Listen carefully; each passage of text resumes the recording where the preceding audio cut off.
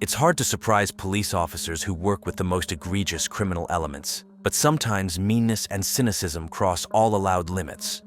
This happened once in the careers of New York City Police Department officers who had been on the job for more than 20 years, fighting the underworld. It was a case of staggering ingenuity. They had never encountered anything like it before. On September 2, 2016, police received a call from the victim, a 35-year-old woman, who reported that she had been robbed. Police officers arrived at her home. Olga Tsvik, an immigrant from Ukraine who works as a beauty therapist, reported that several valuable items were missing from her bedroom. She told the arriving patrol officers that she had just been to the hospital because she felt very ill. She was suffering from severe dizziness and nausea. The woman periodically lost consciousness, even returning from the medical facility. She seemed a little out of it. Finding out the circumstances of the incident, the police interviewed the victim in detail. From the last unpleasant encounters, she recalled a client who came to her house and demanded to carry out urgent eyelash extensions. Her name was Victoria Nasarova. Victoria had been to the salon before and increasingly acted brazenly, as if she and Olga were friends. She was always imposing, but on that day she was particularly insistent. The master replied that she did such work only in the salon and did not accept clients at home. However, it was useless to explain to her, and Victoria did not give in, so I had to agree to accept her at home. After a while, the victim also told the police that she refused to hang out together, which was persistently offered by her previously unsuccessful friend. There was one more interesting detail. Victoria was very similar to Olga Tsvik in appearance, and this similarity always confused the beauty master. As it turned out during the interview, Victoria appeared on the threshold of Olga's apartment with 3 pieces of cheesecake from the best local pastry shop. Victoria ate 2 slices with gusto and insisted that Olga take the third. After a brief tea with cheesecakes, Olga felt sick when Victoria had already left. She felt violently nauseous moreover. She lost consciousness and was unconscious for about 30 minutes. When Olga woke up, she called 911 and was hospitalized by ambulance. However, nothing could be found in the blood. After returning home, the woman noticed that several valuable items were missing and went to the police to report the theft. But the police initially did not believe in the victim's story and suspected that Olga was under the influence of illegal substances, and she imagined everything. She behaved strangely, was lethargic, and generally looked bad. Detectives decided that the whole story about a female doppelganger was a fabrication. However, Olga denied taking substances and defended her point of view very convincingly. The woman was sure that it was because of a piece of cheesecake she had eaten, and she might have been poisoned. Officers conducted a cursory inspection of the scene and found a box from a local bakery in a trash can. The victim confirmed that it was the same box that contained a cheesecake from a failed friend. Officers took it into evidence as it had baking residue on it. Analysis could have revealed whether the treat was the cause of Olga's problems, but forensics found nothing suspicious about it.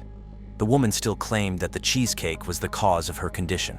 She referred to the fact that she went to the hospital and to the doctors who checked her body when she was hospitalized, but they found nothing. Law enforcement officers then called the medical facility in response to an inquiry about the patient's condition and tests. The doctors refused to provide the information, which was consistent with the confidentiality policy. However, police officers took this as another reason not to believe the victim. It was not possible to find the client Olga had told him about, so the case was postponed until new details of the incident came to light. These details were told by a neighbor, who the very next day noticed a suspicious woman at Olga's apartment. This woman came and went several times, hanging around the beauty master's apartment, until she came face to face with her neighbor. The strange woman said that her friend Olga was sick and hurriedly left the house. The neighbor saw that the door to Olga's apartment was open and looked in to check on her. It was unbearably stuffy in the victim's apartment. The heating was on full blast. Despite the 30-degree summer heat, Olga was alive, but she was unconscious. She was lying on her bed, but she was wearing an unusual combination of clothes, revealing underwear and warm sports pants. When the detectives heard about this, they had the feeling that someone was deliberately trying to change the victim's clothes. Scattered around Olga were pills containing a powerful drug. It looked as if Olga had taken the pills with the intention of taking her own life. A neighbor immediately notified 911, describing the strange woman as dark-haired, attractive-looking, and very similar to Olga. After learning new details, investigators became convinced that the doppelganger woman was not a figment of Olga's imagination. Then the detectives took up the case more actively. Everything they saw in the apartment seemed to be a description of a crime scene they wanted to frame as a voluntary demise.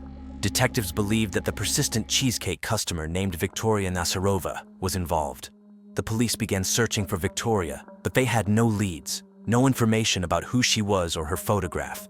Later, however, the department was approached by a private detective, a former police officer who had long been following the con artist's violent activities. He had already tracked Victoria online, where she advertised escort services on a dating site and through social media. The private investigator believed that the woman used online promotion to find victims for her crimes, and the scheme worked perfectly. Victoria would arrive at the home of the next client, then she would drug the person with psychoactive substances so that they would lose consciousness. After that, she would take everything of value and then go into hiding. This activity could have been concealed indefinitely, if not for this tragic circumstance. Meanwhile, Olga Cvik finally recovered from the unpleasant events. Then, having discharged from the hospital, she shared on her page in social networks the story of poisoning. After that, one of her clients unexpectedly told that she knew a man named Ruben Barakov, who was in a similar story. Ruben was the owner of a dry cleaner, and the man met Victoria Nasarova on a Russian dating site about a couple months before Olga's cheesecake poisoning. The new acquaintance invited Ruben to her home and boasted that she was a very good cook. He agreed and came to her place, but as soon as he tasted the dishes, the man lost consciousness. The friend emptied his pockets, took expensive watches, money, and cards. The man was under the influence of a very strong psychoactive substance and sincerely believes that it almost killed him. Later, when he began to regain consciousness, Victoria took him to the dry cleaners, gave him to his colleagues and told them that he was drunk, and then left from there. Only then did Ruben realize that he had been robbed. The private investigator assumed the situation was much more serious, and the two victims of the poisoner were very lucky. In 2017, he worked with a client from Russia to help track down an elusive criminal. Nadia Ford turned to the private detective after the disappearance of her own mother, Alla Alexenko. The girl herself lived in New York, USA, but was born in Russia. Nadia was originally from Krasnodar. Her mother, Alla Alexenko, single-handedly brought up her daughter and son, and she had a hard time. She worked 5 jobs to provide for her children. Nadia dreamed of living in the USA since childhood, and her dream came true when the girl came to study in America in 2007. There she met a guy whom she married and took his surname Ford. But the marriage did not work out, and the spouses divorced. Nadia stayed to live in the United States and successfully settled there. She maintained close relations with her mother, who at that time was left alone. Alla sold her house, which was already difficult for her to maintain, and moved to live in an apartment. In early 2013, Nadia's mother had a new neighbor named Victoria Nasarova. Victoria quickly became friends with Nadia's mother, which generally seemed strange because of the big age difference. Alla told Victoria about her daughter who lived in the US, and Victoria got the idea to go to the States and meet her neighbor's daughter. Alla organized a meeting, and Victoria flew to New York in September 2013. There she met Nadia and became close to her. Her mother's friend seemed like a nice and pleasant woman to Nadia. Victoria actively inquired about staying in the US, and Nadia gave her some advice. However, Victoria's plan did not work, and she returned to Russia. Nevertheless, she continued to communicate closely with Alla. In the fall of 2014, Victoria was going to fly to America again and informed Alla about it. She offered her neighbor to pass the gift to her daughter if necessary. The gullible Alla was happy about such an offer and asked Victoria to take money in the amount of more than $6,000 in valuable gifts, including 2 expensive mink fur coats. However, Victoria began to constantly postpone her trip to the US for various reasons, and Alla began to worry whether she would even go there and what would happen to her gifts. The woman even called her daughter and told her about her worries. Nadia calmed her mother down and suggested that she ask for her things back. On October 4th, 2014, the happy woman called her daughter and shared her joy. As it turned out, she made up her mind after all and talked to Victoria, and the latter agreed to return her valuables. However, this did not happen, and soon, Alla disappeared. The woman simply stopped answering the phone, which had never happened before. Alla was always in touch, and they called each other every day. Nadia contacted Victoria and asked her about her mother. She confirmed that she had seen her, they chatted over tea, and Victoria left. After that, she never saw Alla again. According to Victoria, Alla was going somewhere, but she did not know where. Alla's son also tried to contact her and visited her apartment, but her mother was not there, and the woman never answered her calls. A few days later, the son and daughter of the missing woman received several strange text messages from an unknown number, allegedly from her mother. The messages said that there was no need to look for her, she was happy. The text of these messages was not Alla's style, causing the children even more concerned. Nadia realized that something had definitely happened to her mother, took a ticket on the nearest flight to Russia, and arrived in Krasnodar to help investigate her mother's disappearance. Nadia first went to her mother's apartment, but it was empty there as well. The valuables that were supposed to be given to Victoria were also gone. Nadia went to the police with a statement, told about her suspicions about Victoria, emphasizing that it was a suspicious neighbor who did not give her mother valuables. The police officers were interested in the information and devised a plan. Nadia contacted Victoria, asked to meet, and they saw each other. During the conversation, Nadia demanded that Victoria tell her where her mother was. Victoria became angry, started shouting that Alla was alive, but she did not know where she was, and fled to her apartment.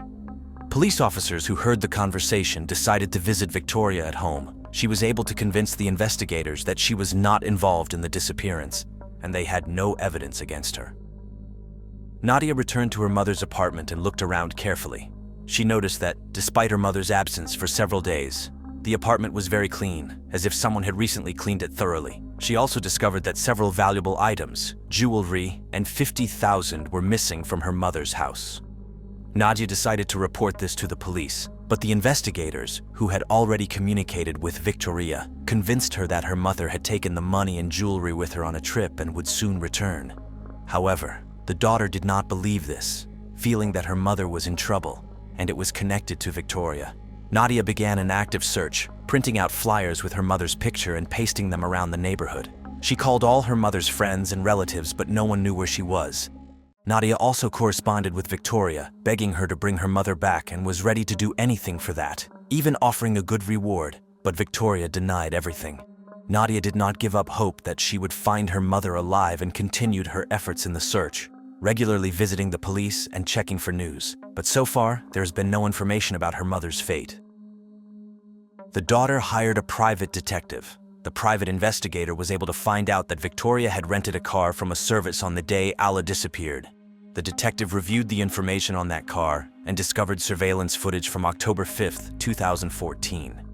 The footage showed the car traveling on a highway outside of town, with two people inside. At the wheel, presumably, was Victoria, and in the front passenger seat was a missing 54-year-old woman, Alla Alexenko. She was sitting motionless. Nadia was sure it was her mother, and this footage gave her new hope. The daughter went to the police with the information she had received.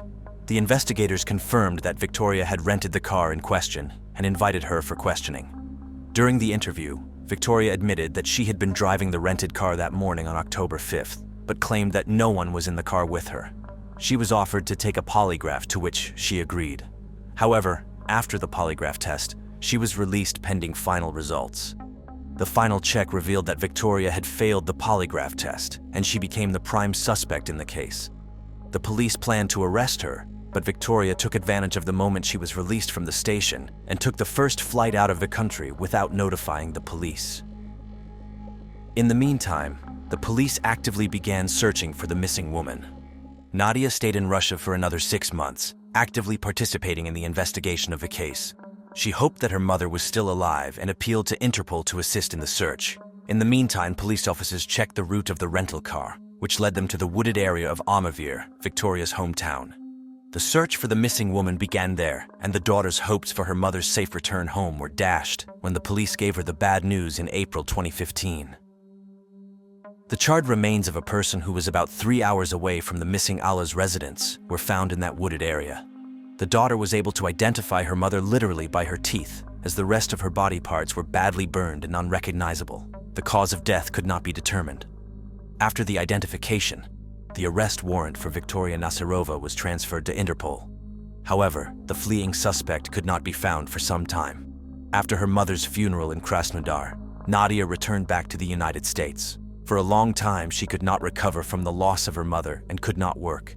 Then she pulled herself together and promised her mother that she would get justice, and those responsible for her death would be punished. One day, while surfing the internet, Nadia came across a picture of Victoria Nasirova on social media. The wanted woman was flaunting her beautiful, rich life while in Mexico. The victim contacted the US police, reporting the whereabouts of the wanted woman, and they took up the investigation. It was at this stage that Nadia hired one of the best private investigators in the US, who was able to investigate the case faster. One of Nadia's wealthy friends paid for the detective's services, which she could not afford at the time. As Nadia had been out of work for several months due to the search for her mother, the private detective scrutinized Victoria's social media photos that she had posted. He was able to determine from the new photos that the fugitive was already in the United States. In one of the selfies, the sunglasses reflected the dashboard of a car. After checking hundreds, if not thousands of cars, the detective figured out that it was a Chrysler 300. He was also able to determine that the fugitive's most recent photos were taken in Brooklyn's Russian neighborhood of Ship's Head Bay. By checking a database of cars of that make in the area, they were able to narrow down the search and locate the perpetrator. Despite the difficulty of the search, they found her location. The detective was able to find out that she lived with her lover in a complex. In addition, the Chrysler was registered to her new man. Victoria probably didn't even realize that the case had taken such a turn, and Interpol was looking for her all over the world, so she put her photos on the internet without any fear, not realizing that she could give herself away. The detective was able to identify the suspect's boyfriend and contacted him. It turned out that at that time, the boyfriend had already become a victim of Victoria, who escaped using a familiar poisoning scheme. In addition, she had poisoned his beetle breed dog, which died. This caused an even greater wave of indignation towards the perpetrator on the part of the public, which became increasingly interested in the investigation of Nasirova's crime and followed the development of events. On March 20th, 2017, 41-year-old Victoria Nasirova was finally found and detained. Nadia, the private investigator, and the police were able to breathe a sigh of relief. It was dangerous to leave her at large. There could have been many more victims of her atrocities. Victoria's apartment was searched, where the investigators found Olga Tizvik's identity card. Here it became clear why exactly she became a victim of a dangerous criminal. The fugitive not only needed money and valuables, but also badly needed a passport, the face on which was very similar to hers. Her temporary visa was about to expire, and someone else's ID would help her avoid returning to Russia, where a trial awaited her.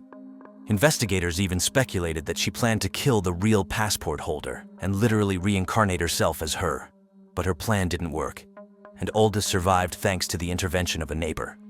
The container with the remains of the cheesecake was again sent to the laboratory for examination, and this time a more thorough test on a wide range of substances in the baked goods found a prohibited drug. The investigation revealed that in order to carry out her schemes, Victoria gave all of her victims this drug, which is normally used as a sedative. But Victoria increased the dosage of the drug to make the victims pass out. Olga was lucky she didn't die after the cheesecake. The high temperature in her apartment was not an accident. The fact is that in the heat, the effect of this drug is significantly increased and can even be fatal, and the perpetrator obviously knew about it. Therefore, she added heating in the house and tried to dress the victim warmer, but did not have time. After being taken into custody, Victoria Nasirova denied everything, including her involvement in the disappearance and murder of Nadia's mother. She also denied her involvement in the attempted murder of Olga Tvik and other victims. It turned out that Victoria was a suspect in the theft of 2 furs back in May 2016, but the case never developed. Later, several other episodes surfaced where she had dabbled in theft, meeting men on the internet, traveling to their homes, spiking the drug, and stealing from them. Most of the men did not go to the police for fear of publicity, and Victoria got away with it. Due to the pandemic and the lengthy preparation of the case file, the hearing was delayed for about 6 years. The case finally went to trial in January 2023, attracting much media and public attention. Victoria refused to testify at the trial and remained silent throughout the trial. The trial was forbidden to go into details of Allah's death because the crime was committed in another country. Victoria's defense rightly emphasized that there was no evidence or testimony that Nasirova had actually poisoned the cheesecake and forced her to eat it. Olga said that the defendant brought 3 pieces of cheesecake to her apartment and ate 2 of them in front of her, so she ate 1 piece without any fear. The prosecution argued that this was not an accident. and Victoria had added the drug to only one slice, and knowing which one, thus she ate the other two without fear and deceived Olga. After a lengthy deliberation of the case file, the jury found Victoria Nasirova guilty of attempted second-degree murder. Despite the maximum sentence of 25 years in prison under this article, the judge reduced the punishment to 21 years. However, according to the law, she will be able to request parole after 15 years in prison. For the poisoner, the hardship began during her 6-year wait for trial. There was no trace of the formerly beautiful and chic woman. Her rich life collapsed in an instant. Prison life proved to be very harsh. In detention, she constantly complained of poor nutrition and lack of proper treatment. An assault in prison left her scarred and nearly blind. Nasirova sued the prison, alleging negligence on the part of the wardens who failed to help her. The dispute was settled by paying her $325,000. In one of the interviews she gave right in prison, Victoria denied her guilt in all the crimes, including Alla's murder. She claimed that she had nothing to do with the cheesecake poisoning of Olga's beautician. Victoria claimed that she had eaten that cheesecake herself, and she was fine. She simply shared a piece with Olga, but did not force her to eat it. After serving time in a United States prison, she will be deported to Russia, where she will face a trial for Alla's murder. Her daughter Nadia is very happy that Victoria is in prison and will no longer be able to escape punishment. Teenage love. The first and strongest emotions in the lives of children. Remember your school love and how painful it was to part with it. We've all experienced this stage, but what happens at this moment with unbalanced children, with their psyche? Have you ever thought about causing harm to your former significant other? My name is Jeremy. This is the True Crime Chronicles channel, and today I will tell you about the case of Madison Sparrow and the horrifying consequences of her love story.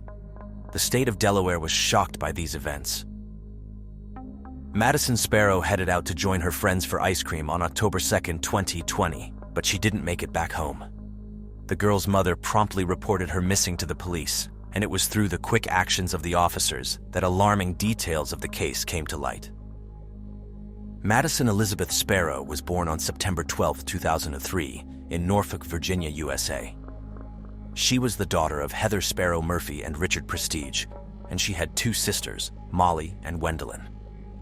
Although information about her family is limited, it is known that Gwendolyn was born in 1999 in Durango, Colorado, as a result of Richard's previous relationship. Over time, the family settled in Newark, Newcastle County, Delaware, where the plot of our story unfolds. On October 5, 2010, Madison's younger sister Molly was born, and she became Madison's best friend. Madison had a deep love for children and held the role of the eldest among 8 cousins, all of whom adored her. She never missed an opportunity to play with them and participate in magical performances, making everything fun and engaging. Madison had an infectious laughter, and she exuded a cheerful and lively spirit. However, at times, she could become contemplative and dreamy.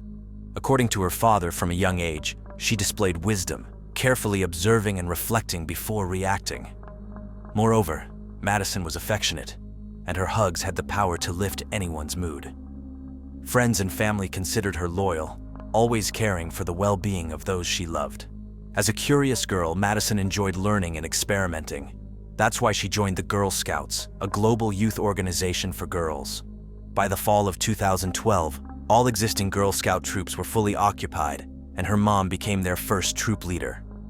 At the age of 9, Madison joined the Brownies section, designed for girls aged 7 to 10. Over the years, Madison excelled as one of the top cookie sellers, earning several badges for her exemplary performance of duties. Over the course of nearly 10 years in the Girl Scouts organization, Madison formed excellent friendships. Later on, she volunteered to assist in her sister Molly's troop because she had a strong desire to work with other young people and make a positive impact. Madison was a warm-hearted girl, motivated by the oath to serve God and her country, always helping others and adhering to the principles of the Girl Scouts.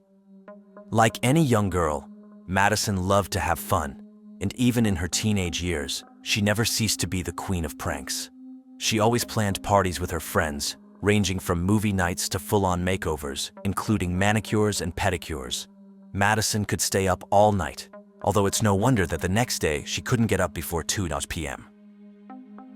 Before finishing elementary school, Madison met another heroine of this story, Annika Stalczynski, a girl of the same age born in Newark on July 9, 2003. They quickly became close classmates and prepared for exams together.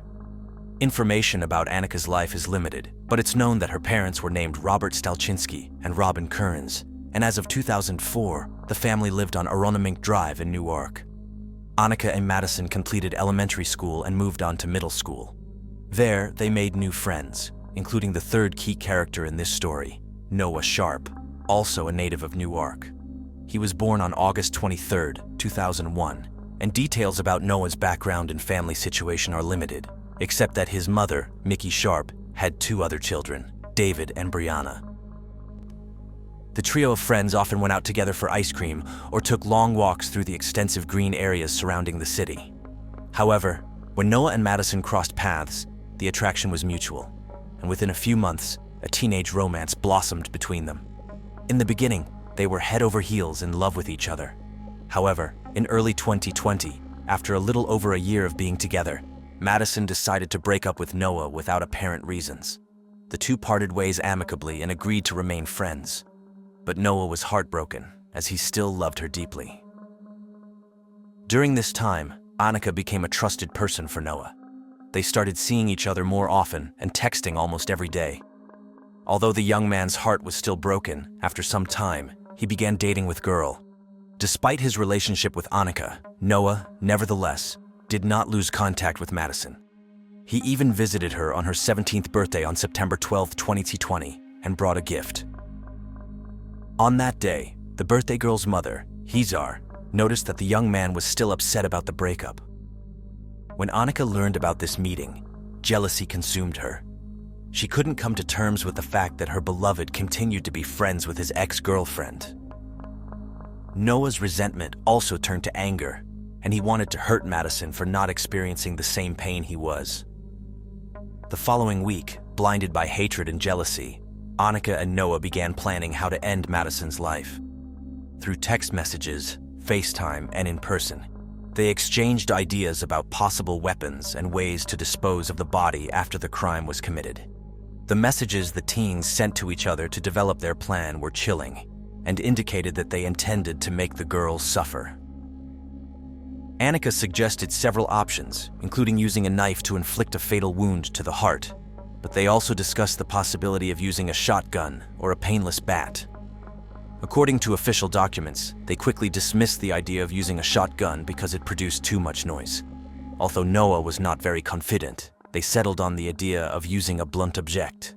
During these discussions, they also made calculations to determine how many bricks would be needed to prevent Madison's body from floating if they decided to dispose of her in the water.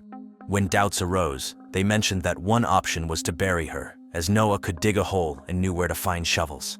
In the end, they devised what they believed to be the perfect plan. Madison was as big a fan of ice cream as she was of Halloween. Her cheerful spirit eagerly awaited the arrival of October each year to celebrate her favorite holiday throughout the month. Annika knew Madison's tastes well, and taking advantage of this, on Friday, October 2, 2020, she called her to invite her to have ice cream and spend the day together. Madison immediately agreed. She hadn't talked to her friend for a long time and wanted to buy a gift for Molly, whose birthday was in 3 days. On that day, Madison wore black tights, denim shorts, gray boots, a blue sweatshirt with the inscription New Jersey, and finished the look with white ghost-shaped earrings. She rarely wore jewelry, especially earrings, but with little time left to prepare for Halloween, she decided to buy these ghost earrings. In anticipation of Halloween at 2:44 p.m., she said goodbye to Heather, saying she would see her later, and left. There were no ghosts in this story, but the events that unfolded afterward were much scarier. It was the last time her mother saw her alive. The subsequent hours, days, weeks, and years became a true nightmare for the Sparrow family, her friends, and the residents of Newark. Several hours later, Heather started receiving insulting SMS messages from Madison's number, along with messages about her leaving the country. Heather thought it was a joke and even replied, wishing her luck in her endeavors and joking that she forgot her passport, which was in the safe. However, Heather received no response. Even when she called her daughter's phone, there was no answer. Heather, who was out with Molly, taking her to scout meetings and swimming lessons, was puzzled. The lack of a response started to make her worry. Heather decided to call Annika, knowing that they were supposed to meet later in the day. When Annika answered, she burst into tears and explained that Madison had insulted her, and she had dropped her off near a store. Annika then suggested calling Noah, but he wasn't answering either. Frustrated, Heather asked her to try reaching out to him. The three of them talked, but no information was gained. Disheartened, Heather decided to return home. On the way home, Heather received several messages from her daughter's friends who had also received strange SMS messages and wanted to know what was going on. Upon arriving home and searching for any clues, Heather found nothing that would indicate her daughter had run away. Even the money given to her for her birthday, her clothes, and her credit card were in her room. These messages were very strange and made no sense. Madison had no reason to run away, especially without taking a bag with clothes and money. At approximately 8:30 p.m., when Madison failed to come home, Heather contacted 911 and reported her daughter as missing. Despite ongoing attempts to connect with people, all her endeavors proved fruitless. Upon being informed of the situation, Heather's parents journeyed from another city to assist their daughter. Furthermore, she notified Madison's father, with whom she had separated. Residing in Colorado, he promptly shared information on social media, appealing for assistance in locating his daughter. On the subsequent day, Saturday, October 3rd, 2020, the 2nd Squadron of the Delaware State Police issued a golden alert for 17-year-old Madison. This type of alert triggers all the essential procedures for searching for a missing person in the state of Delaware. In Delaware, it is activated when a teenager is reported missing. Over the course of 2 days, police search teams, family members, and numerous friends searched the farmlands near the University of Delaware, where Madison was last observed alive. The media also disseminated information about the search, urging people to provide any details. Concurrently, Delaware State Police began questioning Madison's friends, and all the evidence pointed to her ex-boyfriend. According to some information, the girl headed to the wooded area in Newark behind the elementary school, where she was also seen with Noah on the day of her disappearance. Subsequently, detectives detained and interrogated the young man for almost 9 hours from October 4th to 5th, presenting several conflicting scenarios and insisting that he was unaware of what had happened. Finally, the barrier of silence broke, leaving everyone in astonishment and horror. The young man not only confessed to taking her life, but also claimed that Annika was his accomplice. Noah informed the police that Annika hated Madison because she was jealous of her relationship with him. He also shared how deeply he was hurt by his breakup with the girl. According to Noah, Annika drove Madison to the wooded area behind the elementary school. As they walked along the trail, he hid behind the bushes with an aluminum baseball bat in hand. He told the officers how Madison was happy to spend time with her friend and was not prepared for what awaited her. Then, according to him, he suddenly emerged from hiding and struck the girl on the head twice. Noah admitted putting all his strength into the second blow and added that it was at that moment he snapped after several months of uncontrollable anger towards the girl who had broken his heart. Unable to contain himself, he delivered several more blows to her body. Following the assault on Madison, the duo transported her body using Annika's car to a site beneath a bridge near the intersection of I-95 and a Delaware State Road, approximately 15 minutes away from the crime scene and in proximity to a warehouse. Upon reaching the location, they attempted to submerge the body in the river. Failing in their endeavor, they opted to conceal it in a shallow grave they hastily dug at the same spot. Armed with details provided by the young man, investigators meticulously searched the designated area. There, they unearthed an aluminum baseball bat, wielded as a weapon, bearing traces of blood. The crime scene yielded clothing worn by Madison when she left home, with some articles displaying evidence of scorching. Subsequently, the suspect guided law enforcement to a wooded expanse near the junction of I-95 and the Delaware State Road, where he and his accomplice had clandestinely interred the body. On Monday, October 5th, 2020, Corporal Heather Piper announced the finding of the body. The impact of this revelation left Madison's family, friends, and the entire community in disbelief. A few days afterward, on Friday, October 9th, Hundreds of individuals congregated at the high school football field to honor and remember the victim. The autopsy revealed that Madison's death resulted from blunt force trauma to the head. On the other hand, experts found Noah and Annika's DNA and physical evidence collected both at the crime scene and where the body was discovered. Noah faced charges of first-degree murder, possession of a deadly weapon during the commission of a crime, and first-degree conspiracy. He was placed in a correctional facility with bail set at $1 million. On Monday, November 16, 2020, over a month after the tragic event and following the processing of necessary evidence, 17-year-old Annika was also arrested. Her arrest occurred after a grand jury in Newcastle County indicted her on charges of first-degree murder, possession of a deadly weapon during the commission of a felony, and first-degree conspiracy. Meanwhile, the Madison family was in disarray. Heather had repeatedly stated that a rational reason for why her daughter's life was taken would never be found. Her main plea to justice was that the criminals would never again be able to harm others or themselves. Although Noah admitted to detectives that he committed the crime, during the official court indictment, he did not plead guilty. In response to this, speculations arose that his defense might argue that he was mentally unstable. Lawyers often attempt to justify their clients by citing mental instability, and this case was no exception. During one of the preliminary hearings, Noah's attorney, representing his interests, stated that at the time of the murder, Noah was undergoing treatment for possible schizophrenia and was under the care of a psychiatrist. The lawyer also asserted that Noah had been injured in Chestertown, Pennsylvania, approximately 3 weeks before the crime. She explained that as a result of the head injury, her client experienced memory gaps and other issues. However, she did not specify the cause of the head injury or its severity.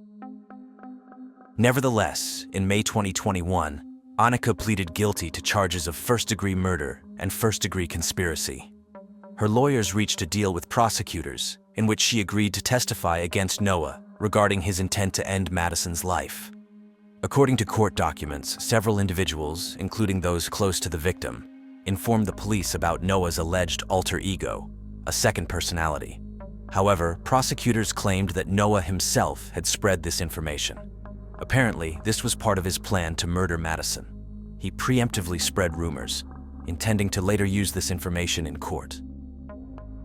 After 2 long years of awaiting justice, on October 20, 2022, the trial of the accused began in Newcastle County. During the proceedings, approximately 30 witnesses were called, most of whom were summoned by Deputy Attorneys General Matt Frawley and John Downs. The courtroom in Newcastle County displayed hours of video recordings of Noah's interrogations with state police detectives. The audience heard the changing narratives of the young man until he finally confessed. The defense attempted to challenge these pieces of evidence, emphasizing that the police interrogated their client for too long. Attorney Monica Jerome noted that detectives manipulated the interrogation, fed Noah what to say, and exerted pressure on him. However, it was evident to everyone that this was merely a desperate attempt to justify the murderer through any available means. The prosecution also presented text messages exchanged between Noah and Annika to plan the crime. Confronted with this evidence, the defense attempted to persuade the court that someone else controlled the suspect's device and that he was not the one corresponding with the girl. Noah's mother and brother were called to testify sequentially and contradicted each other several times. Nikia stated that her son was not wet when he returned home on the evening of October 2nd, while David claimed that his brother was wet and looked as if he had gotten into some swamp. Nikia reported that shortly after her son's arrival, Annika entered the house and seemed calm. In contrast, David said that the girl came into the house angrily, slamming the door. Prosecutor Matt Frawley asked Nikia if she had discussed the evidence against Noah with him, to which she replied no. However, prosecutors played an audio recording of a phone call between the defendant and his mother a month before the trial, where they discussed the evidence captured by the surveillance camera at the elementary school. In this conversation, Noah informed his mother that his face was not visible in the video where he and Annika were seen near the school an hour before Madison's murder, to which she reacted with relief. However, the video showed an African American of the same height and build as Noah, carrying a baseball bat, walking with a girl into the woods.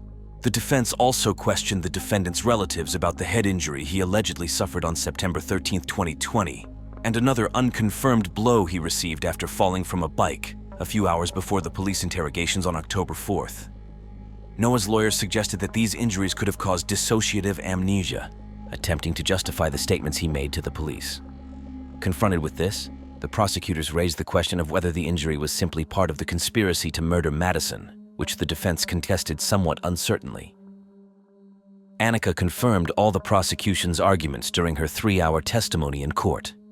In her account, she calmly explained how Noah convinced her that Madison was speaking ill of her behind her back. However, friends and relatives of the victim emphasized that Madison never spoke negatively about her friends. After 8 days of court sessions and the presentation of more than 250 pieces of evidence by the prosecutors, the jury took only 3 hours to reach a final verdict. Noah Sharp was found guilty on all charges, including first-degree murder, and was sentenced to life imprisonment without the possibility of parole. When the jury's decision was announced, Noah and his mother showed no emotions. Noah simply turned and smiled at his mother. The Madison family cried in relief before leaving the courtroom. Heather, Madison's mother, uttered a phrase her daughter had used before: "Choose light, not darkness. Love conquers all." She also expressed gratitude, saying, "We want to thank our friends and family. This has been a 2-year process, and we couldn't have done this without their love and constant support. We also want to thank the community, and especially Newark Charter School and its administration and families, along with the community that has supported the Love Wins 5K the last 2 years, and that supports the Madison Sparrow Memorial Scholarship to aid future educators." Regarding Annika, when the guilty verdict for Noah was announced, prosecutors stated that according to Delaware state law, she was recommended a life sentence with the possibility of parole after 30 years, as she was a minor at the time of the crime. On September 29, 2006, in St. Patrick's Church in Glasgow, United Kingdom, detectives discovered the body of a young woman. They could not have imagined that this crime was just the tip of the iceberg, the investigation of which led them to track down one of the most ruthless serial offenders in the country. Peter Britton Tobin was born on August 27, 1946, in Johnstone, Scotland, and was the youngest of 8 children in the family of Marjorie and Daniel Tobin. From an early age, Peter exhibited a difficult character, leading his parents to send him to a boarding school in 1953 when he was 7 years old. However, this seemingly did not bring any benefit, as he was later sent to a correctional institution. After completing this period, he moved to Brighton, England. At that time, Peter started a relationship with 17-year-old Margaret Mount, a young typist who was blinded by his attractive personality. In August 1969, they got married. However, Peter's cruel, controlling, and abusive nature soon became apparent. As if that wasn't enough, the man was also involved in criminal activities, and a year later was convicted and imprisoned in England for theft and forgery. After this, Margaret decided to divorce him. In 1973, Peter married Sylvia Jeffries, a 30-year-old local nurse. She too was struck by his irresistible charm. That same year, the couple had their first son, whom they named Ian, and a year later, a daughter, Claire, was born. But tragically, she died shortly after birth. Grieving the loss of their child, Sylvia became a victim of Peter's cruel treatment, leading her to leave in 1976, taking their young son with her. Decades later, in his 40s, Peter was ready for a new romance. This time, his chosen one was Kathy Wilson. At 16, Kathy was vulnerable, innocent, and impressionable, making it easy for him to start a relationship with her. They moved in together, and soon their son, Daniel, the couple's only child, was born. They married in 1989 and then moved to Scotland. It was a difficult time for Kathy. Her husband wouldn't allow her to go outside and tried to control every step she took. His violence also reached significant levels. As a result, the young woman gathered the courage and decided to flee with her son in the late 1990s.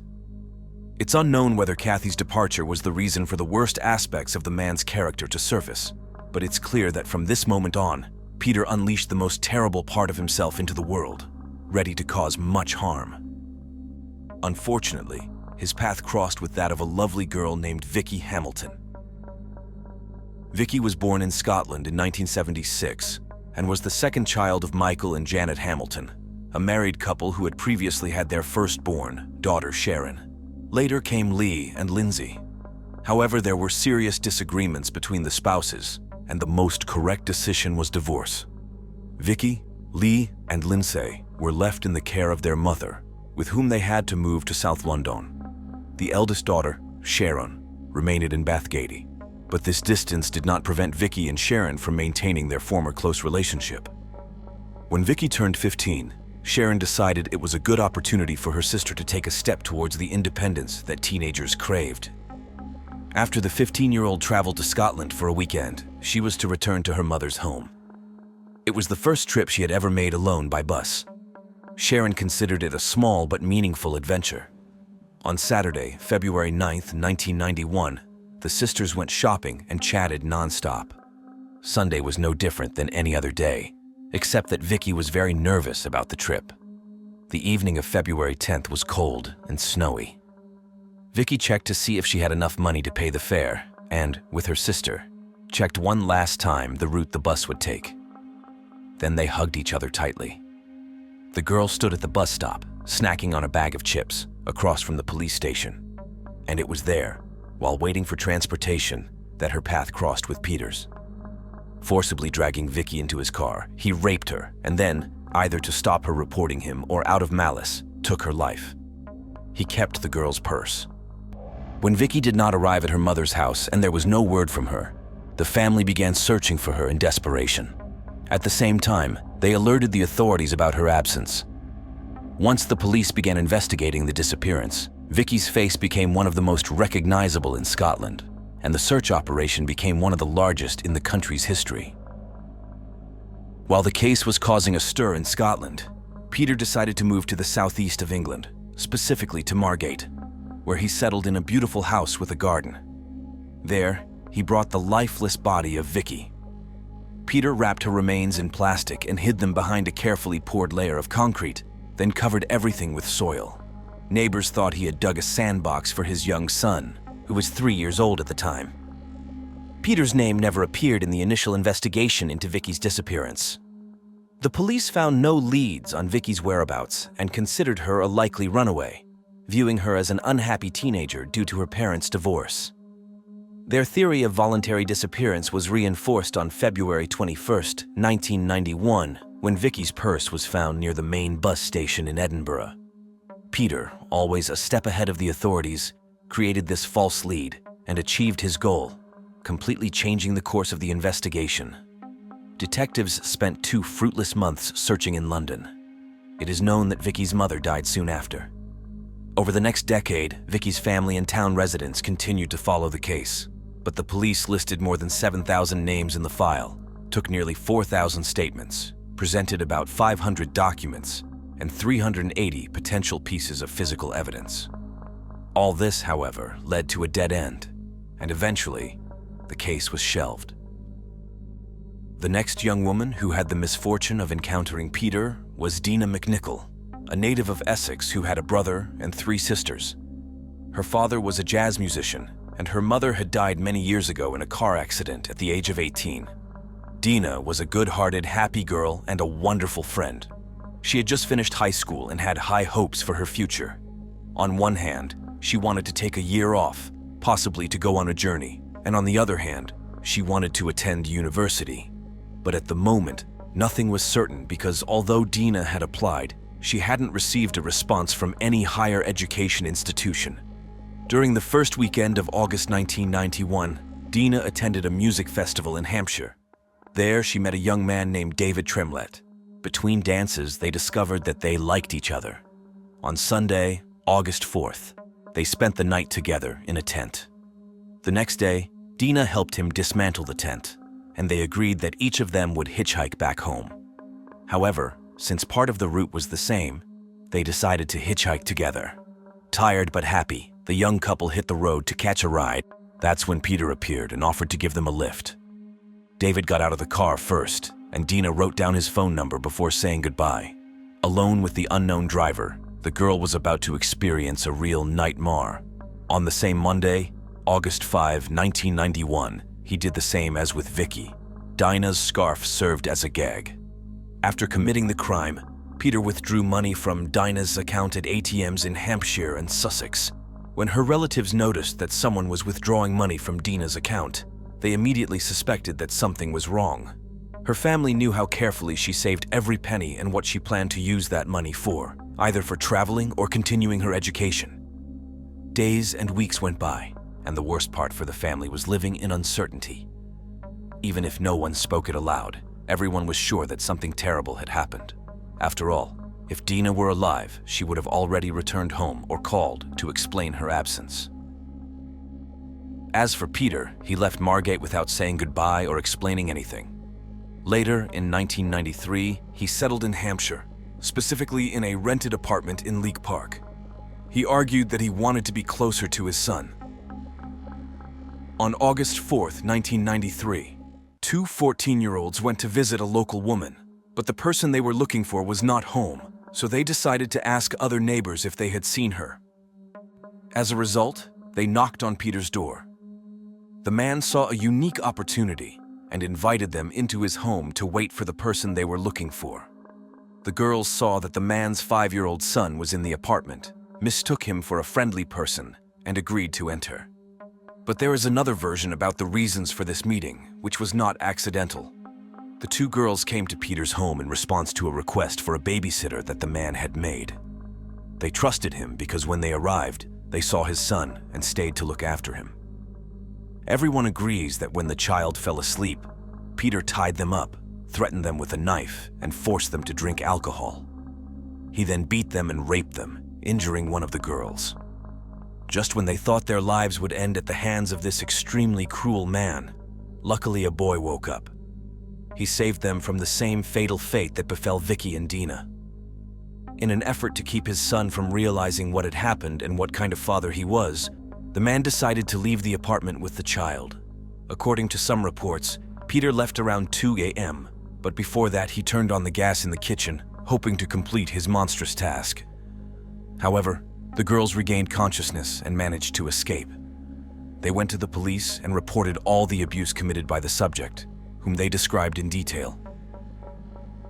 Peter returned the child to his mother and joined a religious sect called the Communion of Jesus under a false name. He hoped to go unnoticed there, but in the meantime, the media published his photograph provided by the police, and his face became widely known. As a result of this mass media coverage, information about this man started pouring in, and his car was also identified. Thanks to the BBC Crime Watch program, he was located, and after 40 days on the run, he was captured in Brighton. He appeared in court on May 18, 1994, where he pleaded guilty to sexual assault and indecent acts against two young girls and was sentenced to 14 years in prison. However, Peter did not serve his full sentence and was released in 2004 at the age of 58. Immediately after his release from prison, he returned to Scotland, aiming to move away from the area where his name was registered as a sex offender. For a while, he managed to evade capture until 2006, when, under a false name and appearing as a homeless person, he knocked on the door of the Church of St. Patrick in Glasgow. To avoid exposure, he took the name Peter McLaughlin. Dennis and Katie Curran, a married couple from the church's charitable group, will never forget that evening when a homeless man seeking shelter approached them. Despite his vulnerable appearance, Katie had a bad feeling about this man. Peter was raised as a Catholic, and he soon felt comfortable in this church. Furthermore, his apparent begging was a very functional cover because he only elicited sympathy from the parishioners, and few people paid much attention to him. Therefore, he freely roamed the church, which was an ideal hiding place for him. However, his predatory nature remained untouched, and being in a sacred place held no value for him. Calculating every move, Peter showed a willingness to participate in the repairs needed by the church. After about 6 or 7 weeks, he asked the priest to hire him as part of the maintenance staff. At that time, people in need or experiencing financial difficulties would often seek refuge in churches. It was in this way that Angelica Clark met Peter. Angelica was a 23-year-old girl from Poland who came to Scotland in the summer of 2006. She wanted to use her summer break to work, earn some money, and be able to finance language studies in her country. At that time, she was living in the parish house of St. Patrick's Church, where she also worked as a cleaner. Peter immediately took a liking to her, and somehow he managed to persuade the girl to help him with various tasks from time to time. On Sunday, September 24, 2006, Angelica spent several hours helping him paint a shed. Some parishioners saw them together, and at some point, Peter attacked her in the back of the chapel. 47-year-old Leka Brown and her husband, 46-year-old Andrew, heard a woman scream through the open windows of their multi-story house overlooking the church. In her subsequent statements, Leka described the sound as a short scream and said it sounded like someone was being forcibly restrained. It was so eerie that it made her get up from the couch and approach the window, but she saw nothing. The scream heard by the Browns was associated with the moment when Peter caught the young girl off guard as she stood with her back to him. He struck her forcefully and dragged her to the back of the chapel, where he continued to beat her. After she lost consciousness, he raped her and then inflicted several knife wounds. Peter hid the body in the basement under the floor near the confessional. At this point, Angelica was still alive. Several hours passed, and the parishioners noticed the absence of the young girl. That's when Dennis told his wife Katie about the unusual disappearance. The police immediately began an investigation and interviewed members of the community one by one. During these interviews, it was revealed that the last person everyone had seen with Angelica was Peter, albeit under the guise of Pete, a homeless laborer. He eventually became the prime suspect, and officers went to question him but found no evidence, so the investigation continued. Peter knew that it was only a matter of time before they found the body and traced it back to him, so he fled to London. By this time, Detective David Swindle had joined the investigation and began to suspect that this might not just be a disappearance. Everything they found, as well as the testimonies they gathered, made him think that Angelica was unlikely to be found alive. Finally, on September 29, 2006, authorities discovered the body in the chapel. This news shocked British society, especially because of the location chosen by the perpetrator to hide the body. Looking at the injuries sustained by the girl, Detective David suspected that the perpetrator was not acting for the first time, but he didn't yet know how horrific the man he would have to track down and imprison would turn out to be. However, there was more news to come. The DNA found at the crime scene and on the victim's body matched the data in the United Kingdom's National Criminal Intelligence Database. That's when they learned that the man they were looking for was Peter Tobin, whose fingerprints were also found at the crime scene. So the first step for the authorities was to publish his photograph in the media. His image was also sent nationwide for distribution, and the Scottish police contacted the Metropolitan Police, initiating a search throughout the United Kingdom. Meanwhile, Peter, who was in London, tried to hide in a place where he believed he wouldn't be sought. He went to a hospital pretending to have heart problems, claiming to have chest pain and weakness on the left side of his body. He identified himself as a plumber and called himself James Kelly. He was examined by Dr. Nick Lasso, who conducted several tests. However, something in his demeanor and behavior made the doctor uncomfortable. Initially, he avoided eye contact, which was unusual for a patient. Then, when the tests didn't reveal any physical reasons for the pain he claimed to be experiencing, the doctor became suspicious. His suspicions were confirmed by a nurse who recognized Peter from a photograph circulating in the media. As a result, both the nurse and the doctor contacted the police. This phone call changed the entire dynamic of the investigation. On September 30th, police officer Alan Murray was dispatched to the hospital in London. Peter was taken to a room, and Alan went to talk to him. He was immediately arrested, although initially he was charged only with a violation of the sex offender registry. This strategy allowed the officers to buy time to prepare a criminal case against him. The evidence gathered by the police team under the leadership of Detective David led to Peter's trial for the crime against Angelica in late March 2007. Despite all the evidence against him, Peter denied committing violent acts against the young woman. However, in an attempt to shift blame for the rape, he claimed that they engaged in consensual sexual activity. Peter also denied providing false information to the police and hospital staff. After 6 weeks of legal proceedings, his lies and manipulations proved futile, as he was found guilty and sentenced to life imprisonment with the possibility of parole after 21 years. Detective David and his team were convinced that there was more to Peter's story. While the trial was ongoing, detectives delved into Peter's life, gathered additional evidence, and compiled a dossier with the involvement of various law enforcement agencies in the country.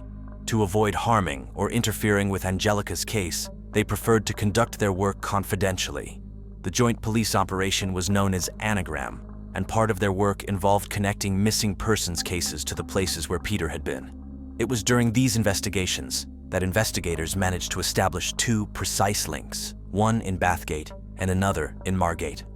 Several weeks later, a search was conducted in Peter's old house on the coast, where they found a knife with DNA samples hidden in the attic. However, there was nothing else there.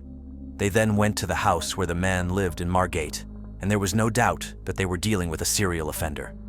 Investigators dug up a sandbox in the garden of the house, which the man had made for his son, and found a female body there. When they continued searching at the same location, they found another one. A woman's handbag was also found at the scene, which the team preserved for DNA analysis. While forensic experts tried to establish the identities of the two victims, determine their ages, and estimate the date of death, they also analyzed the handbag found at the crime scene. It had very strong genetic traces, but there were no matches in the national DNA database. However, on June 1, 2007, the DNA matched Peter's fingerprint. This was a crucial breakthrough, and the officers deemed it necessary to move in this direction. On November 14, 2007, authorities confirmed that one of the bodies belonged to Vicky Hamilton, who disappeared when she was 15 years old during her first independent trip. Her family had been waiting for answers for 16 years. Later, it was announced that the second body found belonged to 18-year-old Dinah McNichol, who was hitchhiking home after attending a concert. On September 1, 2008, the Royal Prosecution Service contacted Peter's lawyers and charged him with the murder of Vicky, leading to his trial. Officers had to restrain Vicky's father, Michael, after he saw Peter face to face. As he later admitted, at that moment, he simply wanted this man to know that he was there, defending his daughter's name and protecting her memory. After a month-long trial on December 2, 2008, Peter was found guilty of Vicky's murder and sentenced to life imprisonment. The trial for Dinah took place in December 2009. On December 16th, after the defense failed to provide evidence exonerating their client, the jury found Peter guilty of Dinah's murder. He subsequently received his third life sentence. On November 22, 2007, it was reported that Tobin had been attacked by fellow inmates. The pedophile sustained minor injuries. Shortly before this, the serial killer had confessed to a total of 11 murders. Recently, Peter passed away in the hospital on October 8, 2022.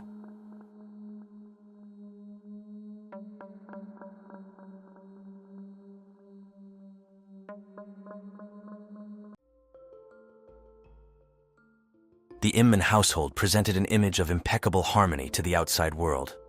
They were regular attendees at church every Sunday. However, within their tight-knit group, none could fathom the realities that unfolded in the privacy of their esteemed home. Back in 1983, William and Sandra Inman's paths crossed in a church setting, him being 18 and she at 16. Their union was blessed by their parents, leading to their marriage. The couple made their home in the modest community of Logan in Hocking County, Ohio. Bill Inman, a man of strong religious conviction, juggled his work in construction with playing musical instruments for the Skynia of Faith Evangelical Church in the vicinity of Nelsonville, Ohio. Sandra took on the role of managing their home. The following year, in 1984, they were delighted to welcome their son, William Jr. To distinguish between the two, the head of the family was referred to as Bill, while the young one was known as Will. As time passed, William Jr. matured. At the age of 17 in 2001, he encountered a 15-year-old named Summer Cook at church, a meeting reminiscent of his parents' own. Will and Summer maintained a friendship for 3 years, leading to their marriage when Summer turned 18 in 2004. The newly married couple began their life together, residing with Will's parents in a generously sized residence in Logan, Ohio. In 2004, when he was 39, Bill Inman envisioned himself as a spiritual guide. He transformed his garage into a makeshift sanctuary, starting to hold gatherings there. Despite local skepticism towards this self-declared minister's actions, his enigmatic garage on their property began to draw first neighbors, then their friends, and more. Attendees sought solace, engaged in prayer, and left offerings. The following year, in 2005, Will and Summer were overjoyed with the arrival of their son, Alex. Around this time, the Inman household faced financial strain, as Bill's religious endeavors were not financially rewarding. The family resolved to relocate to another state in pursuit of employment opportunities. By 2006, the Inmans had fully resettled in Florida.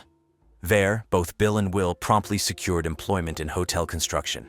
Meanwhile, Sandra and Summer devoted themselves to homemaking and nurturing young Alex.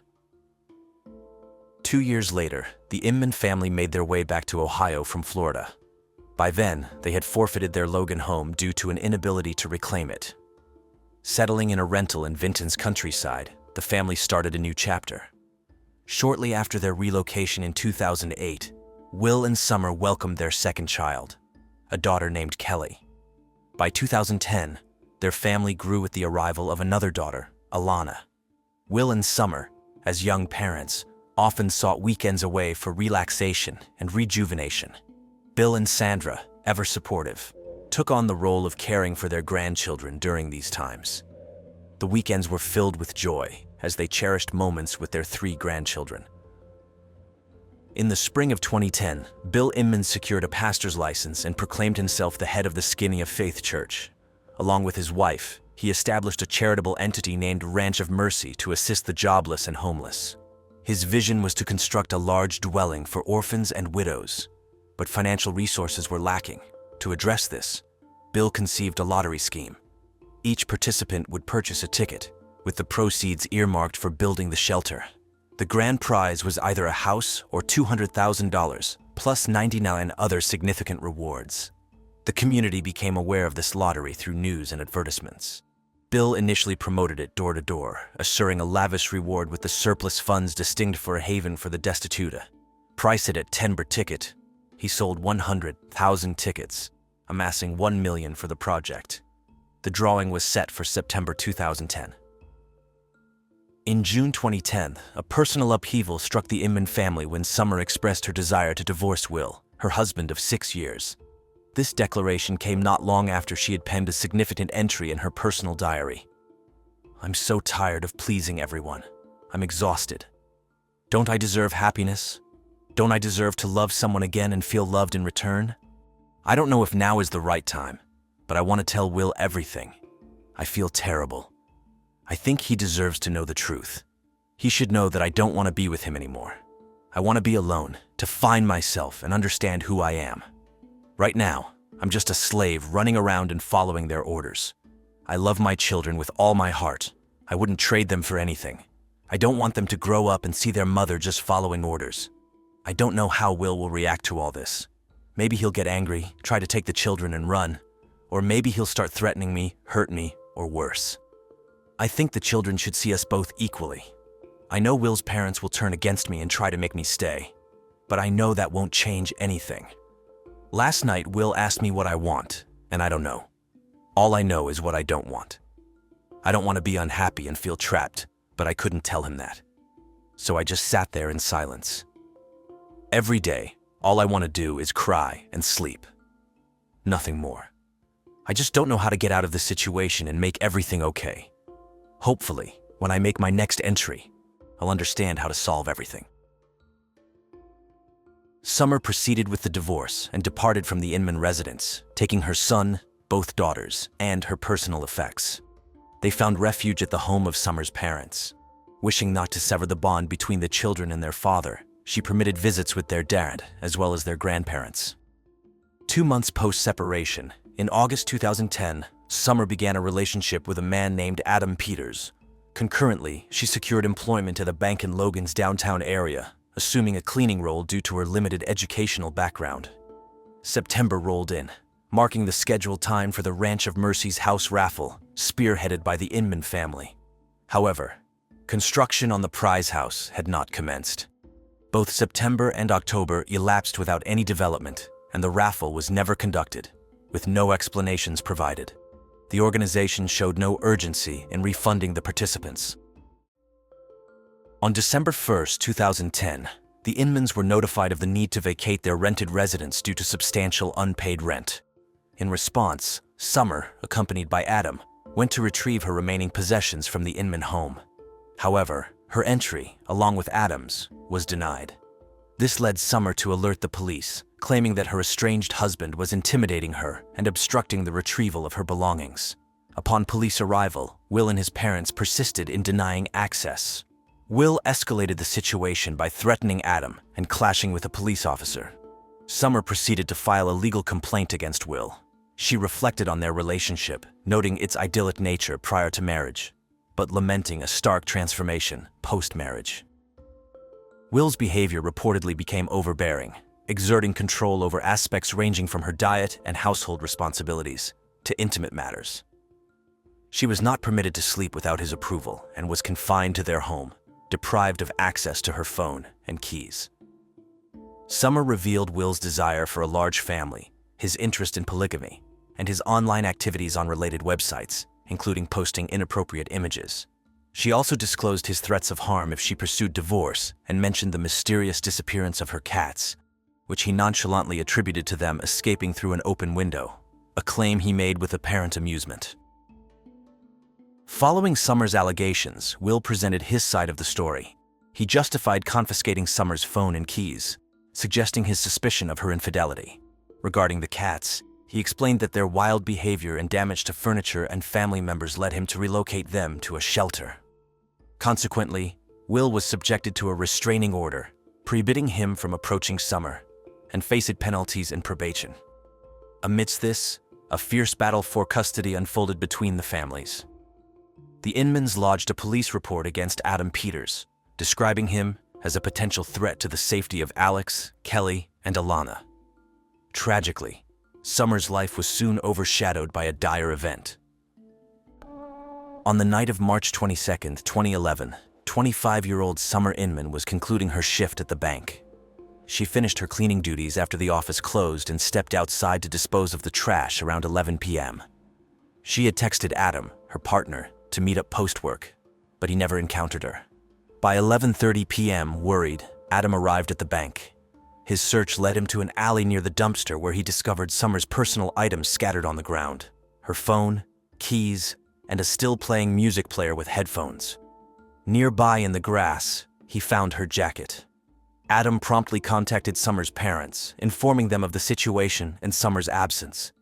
He stressed the urgency of contacting the police. Initially, the parents reached out to the bank, speculating that Summer might have stayed for overtime work and misplaced her belongings. However, the security personnel were unaware of her whereabouts.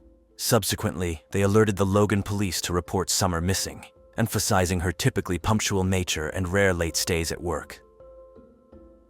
The police arrived at the scene where Summer's belongings were discovered, and they were met with accounts from 3 eyewitnesses who had observed her abduction from that location just an hour before. 2 women, who were out jogging in the evening, reported witnessing Summer as she went to dispose of the trash. At that moment, a white Ford Crown Victoria, operated by a blonde woman, pulled up. From the vehicle, 2 individuals clad in black balaclavas emerged. They forcefully grabbed Summer and pushed her into the car's back seat. Despite her resistance and screams for help, a bystander's attempt to intervene was thwarted when the blonde driver incapacitated him with pepper spray, forcing him to retreat. The car swiftly departed the area. The 2 jogging witnesses promptly headed to the nearest police station to report the incident. However, their account was initially met with skepticism by the police, who found their narrative peculiar and doubted its authenticity, suspecting it might be a fabricated story.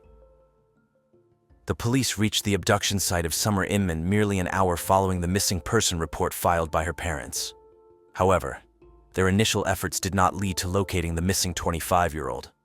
The news of Summer Inman's kidnapping rapidly circulated through all local media outlets, capturing the community's attention. A wave of Logan's residents, numbering in the hundreds, united in a concerted effort to locate her. As 3 days elapsed, the possibility of finding Summer safe and sound grew increasingly faint. Throughout this harrowing time, her parents endeavored to maintain hope against despairing thoughts. Shortly before her disappearance, Summer Inman shared a photo on Facebook featuring herself, her new partner Adam, and her children. The image portrayed them as a content family unit. Will Inman, who had access to Adam Peters' Facebook page, surprisingly still on his friends list despite being Summer's current partner, noticed this update. It raises an intriguing question. Why would a husband befriend his wife's new companion? The backstory revealed that Adam, a man without stable employment, had been hired by the Inmans a year earlier, in spring 2010, for various household tasks. It was then that Adam and Summer crossed paths and developed a bond. Despite initial reluctance, Summer eventually reciprocated Adam's affections. Her diary entry reflects this internal conflict. When I looked into his eyes, I realized that the devil had taken over me. I didn't listen to what God was telling me. I tried to stop. My mind screamed, "Run! Get out of here now!" But instead, I stayed and let him embrace me and then delve deeper. I am very sorry about this. I am guilty. This encounter signified the unraveling of Summer's life within the Inman family. Yearning for happiness and love, she initiated divorce proceedings, which were prolonged. 5 days before vanishing, Will contested the proposed spousal support per child monthly, suggesting a reduction to $50, given his annual earnings of just $6,000. Will and his parents sought full custody of the children, but their petition was rejected by the court. After losing contact with their grandchildren, Bill and Sandra visibly deteriorated, losing weight and clearly affected, as those who knew them concurred that the grandchildren were the light of their lives.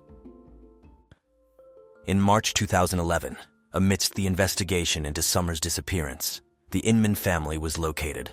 They were found at the residence of Bill's 70-year-old mother in Jackson County, Ohio. Bill, Sandra, and Will collectively asserted their ignorance regarding Summer's abduction. The Inmans recounted that on the night of Summer's kidnapping, they were en route to Cleveland to view a new property. However, they encountered car trouble after 3 hours on the road, leading to an overnight ordeal of vehicular repairs on the roadside before returning to Logan the next morning. They maintained that their interactions with Summer were generally amicable with infrequent disputes. Yet, they attributed a shift in their familial harmony to Adam Peters' employment in their household, describing this phase as challenging. The trio consistently portrayed Adam as a negative influence, alleging he was the catalyst for the disintegration of their previously harmonious, faithful, and tightly knit family. The investigation took a crucial turn when the police noticed a white Ford Crown Victoria at the Inman family's residence. Upon inspection of the vehicle, a GPS receiver was confiscated. Subsequent examination revealed that on March 22nd, the day Summer was abducted, this car was in Logan. The GPS was deactivated at 5:30 p.m. that evening and reactivated the next morning, again in Logan, contradicting the Inman's claim of traveling to Cleveland. Phone records further corroborated that all 3 family members were in Logan on both March 27th and 23. Additional inquiries revealed that on the morning of March 23rd, around 7:30 a.m., the Inmans were at a car wash, engaging in a thorough interior cleaning of the vehicle. Bill, Sandra, and Will were all present, but Summer was notably absent. Following the car wash, they visited an auto shop in Cleveland for a tire change. A shop employee noted the peculiarity of Bill opting to replace nearly new tires with used ones, rationalizing his choice as a mere dislike for his current tires.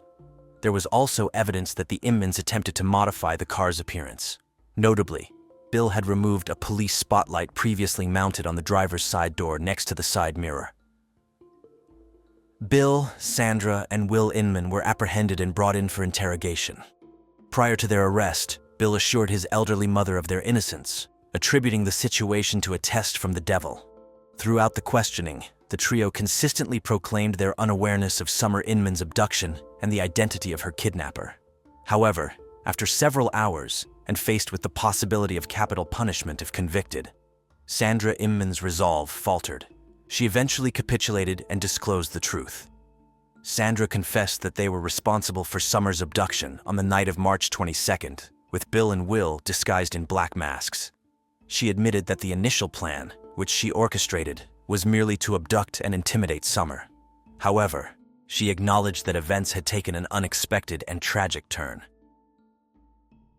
According to Sandra's confession, when Summer was forcibly placed in the car's back seat, Will restrained her with plastic ties around her neck, hands, and feet, intending to frighten her into granting him access to their children. As the situation escalated, Will realized that Summer was on the brink of unconsciousness. In a panic to release her, he desperately searched for a knife, shouting to his mother, "Oh my God, Mom, where's the knife? I can't find it." Amidst their collective fear and frantic search for the knife, the dire situation worsened. Summer ceased breathing and tragically passed away. Sandra maintained that their objective was never to take Summer's life. They nearly sought a resolution to their custody dispute and hoped to ensure regular visits with their grandchildren. On March 29, 2011, a week after the kidnapping, Sandra Inman disclosed the concealed location of the body. Summer's remains were discovered in a well within a septic tank on the grounds of Skinney of Faith Church near Nelsonville, roughly 30 kilometers from her workplace. Bill Inman had been involved in the church's construction, which held personal significance as the venue where he and Sandra had wed 28 years earlier. The Inmans had been regular attendees at this church, with Bill participating in the musical ensemble. The police uncovered the well by removing a concrete slab and unscrewing 6 bolts from the metal lid. Upon opening it, they immediately encountered Summer's legs. She had been cast headfirst into the septic tank, still clad in her work attire. Her black t-shirt bore the ironic inscription, "I don't have anger issues, I have issues with idiots." The forensic examination confirmed that Summer had succumbed to strangulation. Apart from the evident marks on her neck, hands, and legs, indicative of being restrained, no other injuries were found on her body, underscoring the specific cause of her tragic demise. Sandra disclosed that her initial plan was to dispose of the body in a river, but she later reconsidered, deeming it safer to conceal it in the well near the church, believing it to be a place where it would surely remain undiscovered. She admitted to feeling profound shame for her actions and the irreversible consequences they led to. During the subsequent trial, 49-year-old Bill Inman and 28-year-old Will Inman did not acknowledge any responsibility for Summer's death. Throughout the proceedings, they remained largely silent, displaying no visible emotions and refraining from making eye contact with Summer's grieving parents. In contrast, 47-year-old Sandra Inman was the sole family member who acknowledged her role in the tragic events. She continued to assert that the scheme to intimidate Summer was her own doing. In a poignant moment before the sentencing, Sandra, overwhelmed with tears, faced Summer's parents and pleaded for their forgiveness. Her speech, though muddled by her emotional state and tears, conveyed a clear sense of regret. Sandra expressed that she viewed Summer as a daughter and lamented that if given the chance, she would unequivocally reverse her catastrophic decision. In 2012, the verdict was delivered, and all 3 members of the Inman family were convicted. Bill and Will Inman were sentenced to life imprisonment without the possibility of parole. Sandra Inman received a life sentence with eligibility for parole after serving 15 years. However, among their close friends and fellow church members who were familiar with the family's patriarchal dynamics, there was skepticism regarding Sandra's role as the mastermind behind the crime.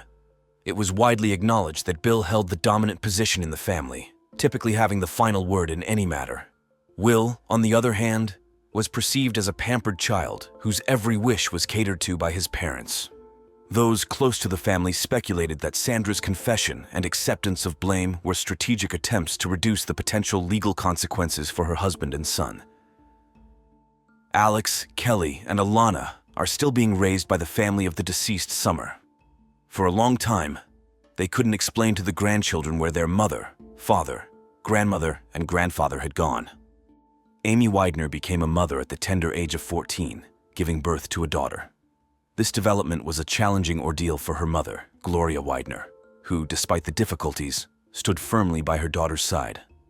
Unbeknownst to Gloria at the time, the complexity of coping with her daughter's early pregnancy would soon be overshadowed by a far more distressing event that would impact their family just 2 years later.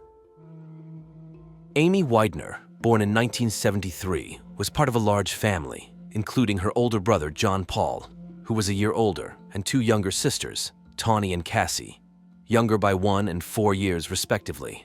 Their mother, Gloria Widener, single-handedly raised the children following a long-ago divorce from their father, who played no role in their upbringing. The family of 5 resided in a house in Indianapolis, where Amy was her mother's primary aide, handling cooking, cleaning, and caring for her sisters. A studious girl, Amy harbored dreams of becoming a teacher, known for her bright, cheerful demeanor and engaging smile. At 14, life took an unexpected turn when Amy became pregnant. She was hesitant to share the news with her mother, concealing her growing belly under loose clothing for over 5 months. Her pregnancy remained unnoticed by her family until nearly 6 months in, when hiding it became increasingly challenging. Eventually, Amy mustered the courage to approach her mother, breaking down in tears as she revealed her situation. "Mom, I don't want you to hate me," she tearfully confided. Gloria, though taken aback, embraced her daughter with comforting words of support, despite feeling overwhelmed and unsure about the future. "I was stunned. I just couldn't believe it. I thought it was the worst thing that could happen in my life," Gloria recounted, unaware of the even more heartrending events that were yet to unfold. Amy Widener's baby was fathered by 20-year-old Tony Abercrombie, who was a friend of her elder brother. Their relationship was a well-kept secret, with none of their family members aware of the intimacy between them. Upon discovering her daughter's pregnancy, Gloria, Amy's mother, swiftly intervened. She prohibited any further contact between Amy and Tony and insisted that Amy fully sever her ties with the father of her unborn child, laying down strict conditions for her daughter's future interactions. On October 25, 1987, Amy Widener embraced motherhood by welcoming her daughter Emily into the world. Remarkably, just 6 days after giving birth, Amy resumed her education, now juggling the responsibilities of being a new mother. Gloria Widener, recognizing the importance of education for her daughter's future, provided unwavering support to Amy, often caring for Emily to facilitate Amy's schooling. Gloria also acknowledged Amy's need for a typical teenage life, allowing her time with friends. Amy's dedication to her studies never waned, even amidst the demands of motherhood. She continued to excel academically, earning accolades from her teachers for her diligence and hard work. The Widener family adapted to the new addition, sharing the responsibilities of caring for Emily. Life seemed to be realigning on a positive path as the years passed, with Amy successfully navigating her challenges. However, just as they found their footing, a sudden turn of events altered everything. On November 13, 1989, Amy Widener, aged 16, awoke with a severe sore throat and decided to stay home from school with her 2-year-old daughter, Emily. When Gloria, her mother, offered to take Emily to the nanny, Amy chose to keep her daughter with her. After the family shared breakfast, they dispersed for the day. Gloria headed to work, and Amy's siblings went off to school, leaving Amy and Emily at home alone. Concerned after her 9:30 a.m. call to Amy went unanswered, and again a few hours later with no response, Gloria asked a neighbor to check in on them. The neighbor's report of an unresponsive, quiet house prompted Gloria to leave work and rush home. Upon arrival, she found Emily sitting on the stairs and, receiving no answer to her calls for Amy, ventured upstairs. The scene in Amy's bedroom was a tragic and shocking one. Amy lay lifeless and unclothed on her bed, surrounded by a significant amount of blood. In a state of emergency, Gloria immediately dialed 911. Upon their arrival, the police began a meticulous examination of the Widener residence. The scene led them to initially suspect an attempted burglary. Missing from the home were stereo equipment and a graphic equalizer, items that belonged to Amy's older brother, John Paul. Notably, from Amy's room, a piggy bank, a simple glass jar containing around $50 saved for school purposes, had disappeared. There were no indications of forced entry into the house. The perpetrator might have entered through an unlocked back door or the front door, potentially opened by Amy herself.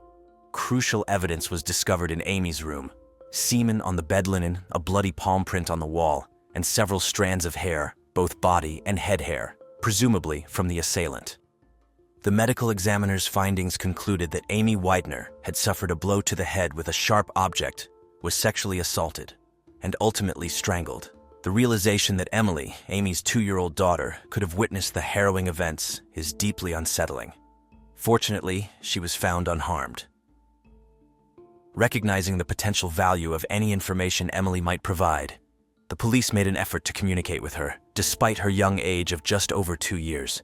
Utilizing finger puppets to create a more child-friendly environment, they gently probed for any details she could recall. During this interaction, Emily, energetically moving around the room, mentioned only that her mother seemed very angry that day. As part of the evidence collection, The police sectioned off and removed the part of the wall bearing the assailant's bloody palm print. Additionally, they gathered the victim's clothing and bed linens from the crime scene to further their investigation into this tragic case. In the process of investigating Amy Widener's case, detectives initiated inquiries among her family, friends, and nearby residents. John Paul, Amy's 17-year-old brother, mentioned how the investigators initially suspected him during the interrogation. However, he had a reliable alibi and no evidence linked him to the incident. Tony Abercrombie, Amy's former boyfriend and Emily's father, was also interrogated. He expressed deep affection for Amy and denied any harmful intentions towards her. Tony had a solid alibi for the crime day. The police's attention was also drawn to Troy Jackson, living next to the Wideners. He was aware of the stereo system stolen on the murder day. Despite his denial of involvement and the absence of any bruises or scratches on his hands, Troy provided his hair samples, which did not match those found at the crime scene. After passing a polygraph test, suspicions against him were dropped. Besides these three, the police interviewed other acquaintances, neighbors, and classmates of Amy. Fingerprints and hair samples were taken from all of them, but none fell under suspicion. The funeral for Amy Widener was held shortly afterward, drawing a considerable crowd who wished to pay their respects. Her death was deeply felt within the community. Detectives attended the funeral too, carefully observing the attendees as part of their ongoing investigation. A particularly poignant memory was a cherished photograph of Amy, where she wore her favorite white turtleneck vest with a floral design. It was in this beloved attire that Amy, a young girl whose life was tragically cut short, was laid to rest. In the aftermath of their tragic loss, the Widener family clung to the hope that Amy's killer would be swiftly apprehended and brought to justice. Yet, as the days turned into weeks and then months, no suspects were identified. Following Amy's passing, Gloria Widener legally adopted her granddaughter Emily, stepping into the role of her mother. The weight of grief and fear burdened Gloria. She was haunted by thoughts of the perpetrator, worrying about the safety of her family. She never left her daughters unattended at home and lived in a state of constant anxiety. With the assailant still at large, Gloria considered relocating to a new home for safety. However, financial constraints limited their options, leaving them to face these challenging times in their current residence. Amy's friends, too, were deeply affected by the tragedy. Consumed by fear that the criminal could target them next, they requested their parents to fortify their homes, even boarding up windows with planks as a precautionary measure against a similar fate. Gloria returned home one day, expecting to find her younger daughters back from school. Upon entering, she was met with a disquieting silence. The house felt unusually empty. She noticed the girls' outdoor shoes were in their usual spot. A surge of dreadful thoughts raced through her mind, apprehending another calamity. With each step towards the upstairs, the distance felt increasingly vast. Standing at the threshold of their bedroom, Gloria steeled herself for what she might find. Upon entering, she discovered, much to her relief, that her daughters had nearly fallen asleep. As time went on, Emily, Amy's daughter, matured. She was spared the memories of the tragic events surrounding her biological mother. Emily had no recollection of the police interrogation or being informed of her mother's demise. The detectives periodically revisited the Widener family, inadvertently causing them to revisit the pain of that dreadful day. Gloria revealed that there came a time when the continual revisiting of the past became too much to bear. She yearned for just one thing: for the authorities to allow her family some peace and to cease reawakening memories that could not bring Amy back. 13 years after Amy Widener's murder in 2002, an unexpected development arose in the case. The Indianapolis Police Department received a call from a 29-year-old man claiming to have had a dream where Amy communicated with him about her demise. Although he provided details about the murder, most of the information had already been disclosed in news reports. The police investigated this individual, who was 16 at the time of the incident and resided across the street from Amy's home. His fingerprints and DNA were examined to determine any potential involvement, but no matches were found, leading to his release. While his call didn't contribute significant evidence, it prompted detectives to re-examine the cold case. In 2002, the investigation re-engaged with some of Amy's friends and acquaintances, particularly those who had encountered legal issues over the intervening years. Despite renewed efforts, the investigation once again reached an impasse, leaving the case unsolved. In 2011, a Facebook group titled Remembering Amy Wagner was established by Amy's friends, reigniting interest in her unsolved case. The detective responsible for the cold case, unfamiliar with Facebook, enlisted the help of his colleague, Detective Bill Carter, to print out information from the group. This task piqued Carter's interest in the Amy Wagner case. Although his expertise was in non-homicide-related illegal activities, Carter was compelled to explore the case files of Amy's murder during his free time. Carter delved deep into the 2-decade-old case, scrutinizing every detail in the file, re-examining evidence, reviewing school attendance records from the day of the murder, and scrutinizing the funeral attendance list. He inputted the case details into a database and identified overlooked leads, including several friends of Amy's brother who had never been interviewed by the police, nor had their DNA been collected. In his pursuit of new leads, Detective Carter reached out to the Wagner family and Amy's friends in 2011, seeking names of individuals who might possess information about the case. He initiated DNA collection from persons previously overlooked in the initial 1989 investigation. Following the crime, the police had canvassed the neighborhood where the Wagners lived, documenting residents' names. Carter revisited these records and the area, verifying if any residents still lived at their original addresses. His efforts led him to a woman who lived across the street from the murder scene and was a neighbor and friend of Amy. She attempted to recall the names of boys Amy had been friends with. While she reiterated most of the previously known and investigated names, she also mentioned the name unfamiliar to Detective Carter, Rodney Denk. In 2012, Detective Carter received authorization from the Cold Case Unit to formally take on Amy Wagner's case.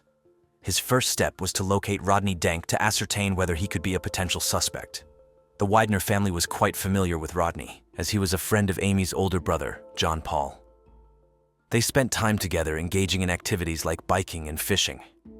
When Carter inquired about Rodney with John Paul, he described him as a reserved individual who largely kept to himself and had never aroused suspicion. Carter visited the home of 40-year-old Rodney Denk, who resided with his mother near the Wagners. Rodney was employed at an auto parts store, had been divorced for some time, and had a grown son with whom he had minimal contact. Upon Carter's arrival at Rodney's residence, his mother greeted him, informing the detective that Rodney was at work. Carter left his business card, requesting Rodney to contact him upon his return. That evening, Rodney called Carter, who promptly requested a meeting to discuss Amy Wagner's murder case. Rodney consented to the meeting and allowed Carter to visit his house. However, when Carter returned for the meeting, Rodney was nowhere to be found. Carter examined Rodney's criminal background and found that he had previous charges for assault in 1991 and theft in 1997. Rodney's fingerprints, already in the database, were compared with the palm print found at the Wagner residence. This test aimed to either connect or exonerate Rodney from the crime. When the results came back, they confirmed a match between Rodney's prints and the bloody palm print at the crime scene. After 23 years, a suspect was finally identified, but Rodney had vanished from his home, prompting an intensive search by the police.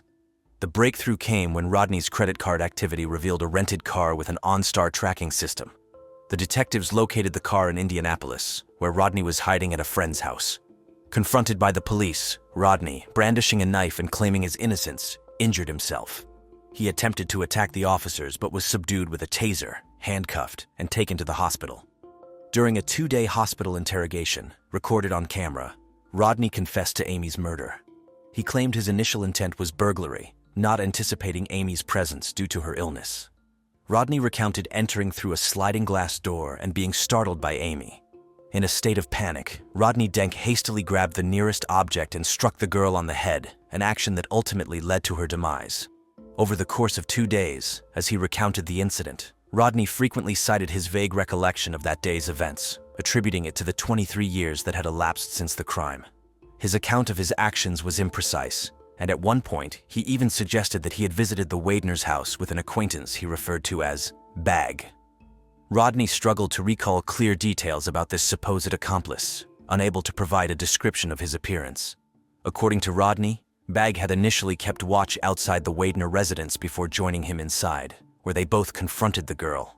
When questioned about Emily, Rodney claimed he did not see her during the incident, nor was he aware of her presence or cries in the house, oblivious to the fact that the little girl had been nearby throughout the ordeal. Throughout the interrogation, Rodney remained composed and polite, not exhibiting behavior typically associated with a murderer, possibly due to the time elapsed since the crime. Rodney Denk's DNA sample was taken and, as anticipated, it matched the semen discovered in 1989 on Amy Wadner's bedsheet and blanket. In a moment of candor, Rodney admitted to the detectives, "I always tried to be a good person, but I guess deep down, I'm not." Both the palm print and semen found at the crime scene were confirmed to be his, with no indications of an accomplice's involvement. The revelation of Rodney's guilt was a profound shock to the Wadner family. They found it hard to reconcile the image of the quiet and unassuming Rodney, who was not only a friend and classmate of Amy's older brother John Paul, but also lived across the street and frequented their home, with his heinous act. Remarkably, Rodney had even attended Amy's funeral, mourning alongside others and extending condolences to Gloria Wadner. Later, Detective Carter discovered Rodney's signature in the guest book at Amy's funeral. It was only upon revisiting the case that he found Rodney's name first brought up in 2003 by Tony Abercrombie, Amy's former boyfriend and Emily's biological father, who mentioned Rodney's regular visits to the Wadner family. Carter surmised that back in 1989, Rodney Denk had somehow evaded attention. For some unknown reason, he was never considered a suspect or questioned at the time. While delving into Rodney Denk's background in 2012, investigators unearthed another grim detail. Rodney's biological son, Dylan Denk, was found to be incarcerated, serving a sentence for a crime committed in 2009. At just 16 years old, Dylan had fatally assaulted his birth mother, Mary McHenry. Dylan claimed he acted out in response to his mother's abuse and insults, ultimately using a baseball bat to inflict the fatal injuries. Tragically, Mary passed away from the wounds inflicted. Dylan turned 17 just days after the incident. This mirrored Rodney's own history, as he was 18 when he committed the murder of Amy. The parallel of father and son committing significant crimes at a similar age struck the detectives as both chilling and peculiar. Rodney's role in Dylan's upbringing was minimal, having divorced Mary McHenry quite early and leaving her to raise their son alone. Despite this, Rodney appeared at Dylan's trial to give testimony. In 2009, Dylan agreed to a plea deal, resulting in a 20-year prison sentence. His anticipated release is in 2029, by which time he will be 37 years old. In the ongoing case of Amy Wadner, Rodney Denk initially maintained that he had an accomplice in the crime, a young man he referred to as Bag. However, in a turn of events in June 2013, nearly 10 days before his trial was scheduled to commence, 42-year-old Rodney recanted his previous statement. He admitted to acting alone in the murder of Amy, asserting that no one else was involved. As a result of this confession and the evidence against him, Rodney received a sentence of 65 years in prison. In 2013, following the resolution of Amy's case, the Wadner family arranged a gathering with Detective Bill Carter. They commemorated the 24 years without Amy by releasing 24 balloons into the sky. Grateful for Detective Carter's pivotal role in the case, the family acknowledged his efforts. It was Carter who, within just 12 days of delving into the case, pinpointed Rodney Denk as the perpetrator and brought the investigation to a close. In recognition of his outstanding work, Detective Bill Carter was honored with an award by the Indianapolis Police Department in January 2014. Despite an offer to join the Homicide Investigation Department, he chose to remain in his current role. Emily Wadner, Amy's daughter, matured into adulthood, graduating from the same high school her biological mother had attended, before pursuing higher education at a university. Seeking broader opportunities, she relocated from Indianapolis to California. Gloria Wadner, Amy's mother, openly shared her enduring grief and daily remembrance of her daughter. She continues to reside in the house where the tragedy unfolded. Amy's room, still adorned with her photographs, now welcomes Gloria's grandchildren during their holiday visits, bringing a new sense of joy and life to a space once marked by loss. In Charleston, South Carolina, in 1989, 24-year-old Annie Tahan, a young mother, mysteriously disappeared.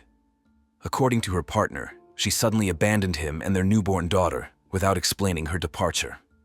The search for Annie stretched over 4 years. Attempts to locate the missing woman continued with no immediate results. Annie Tahan, born on May 1, 1965, grew up under the care of her mother. She had a zest for life, enjoying dancing, fun, and cherishing simple joys. Annie harbored the dream of a large family, viewing motherhood as her primary aspiration. She embraced this role early, giving birth to her first son, Jamie, at 18, followed by her second son, Sean, just a year later. By the age of 20, she welcomed her third child, a daughter named Shane.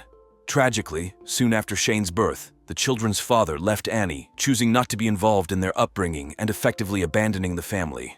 This left Annie to face the challenges of single parenthood, managing a household with 3 young children while living in a rented apartment in Maine. In 1987, when her youngest daughter Shane was just 6 months old, 22-year-old Annie encountered a new chapter in her life. She met 32-year-old Michael Palin, a Navy petty officer on the aircraft carrier Branby. Their paths crossed in Portland, Maine, where Michael's ship was docked and he was drawn to Annie during a waterfront encounter. Residing in Charleston, South Carolina, Michael was a respected member of the Navy, known for his work as a computer systems operator. He was actively involved in military operations and had been honored with several awards. Annie was captivated by Michael's naval career and quickly fell in love, confiding to a friend that she had found a man she deemed worthy of her love. After dating for a few months, Annie and Michael decided to move in together, creating a family unit with her 2 sons and daughter. However, their shared life took a tragic turn when a fire broke out in their apartment.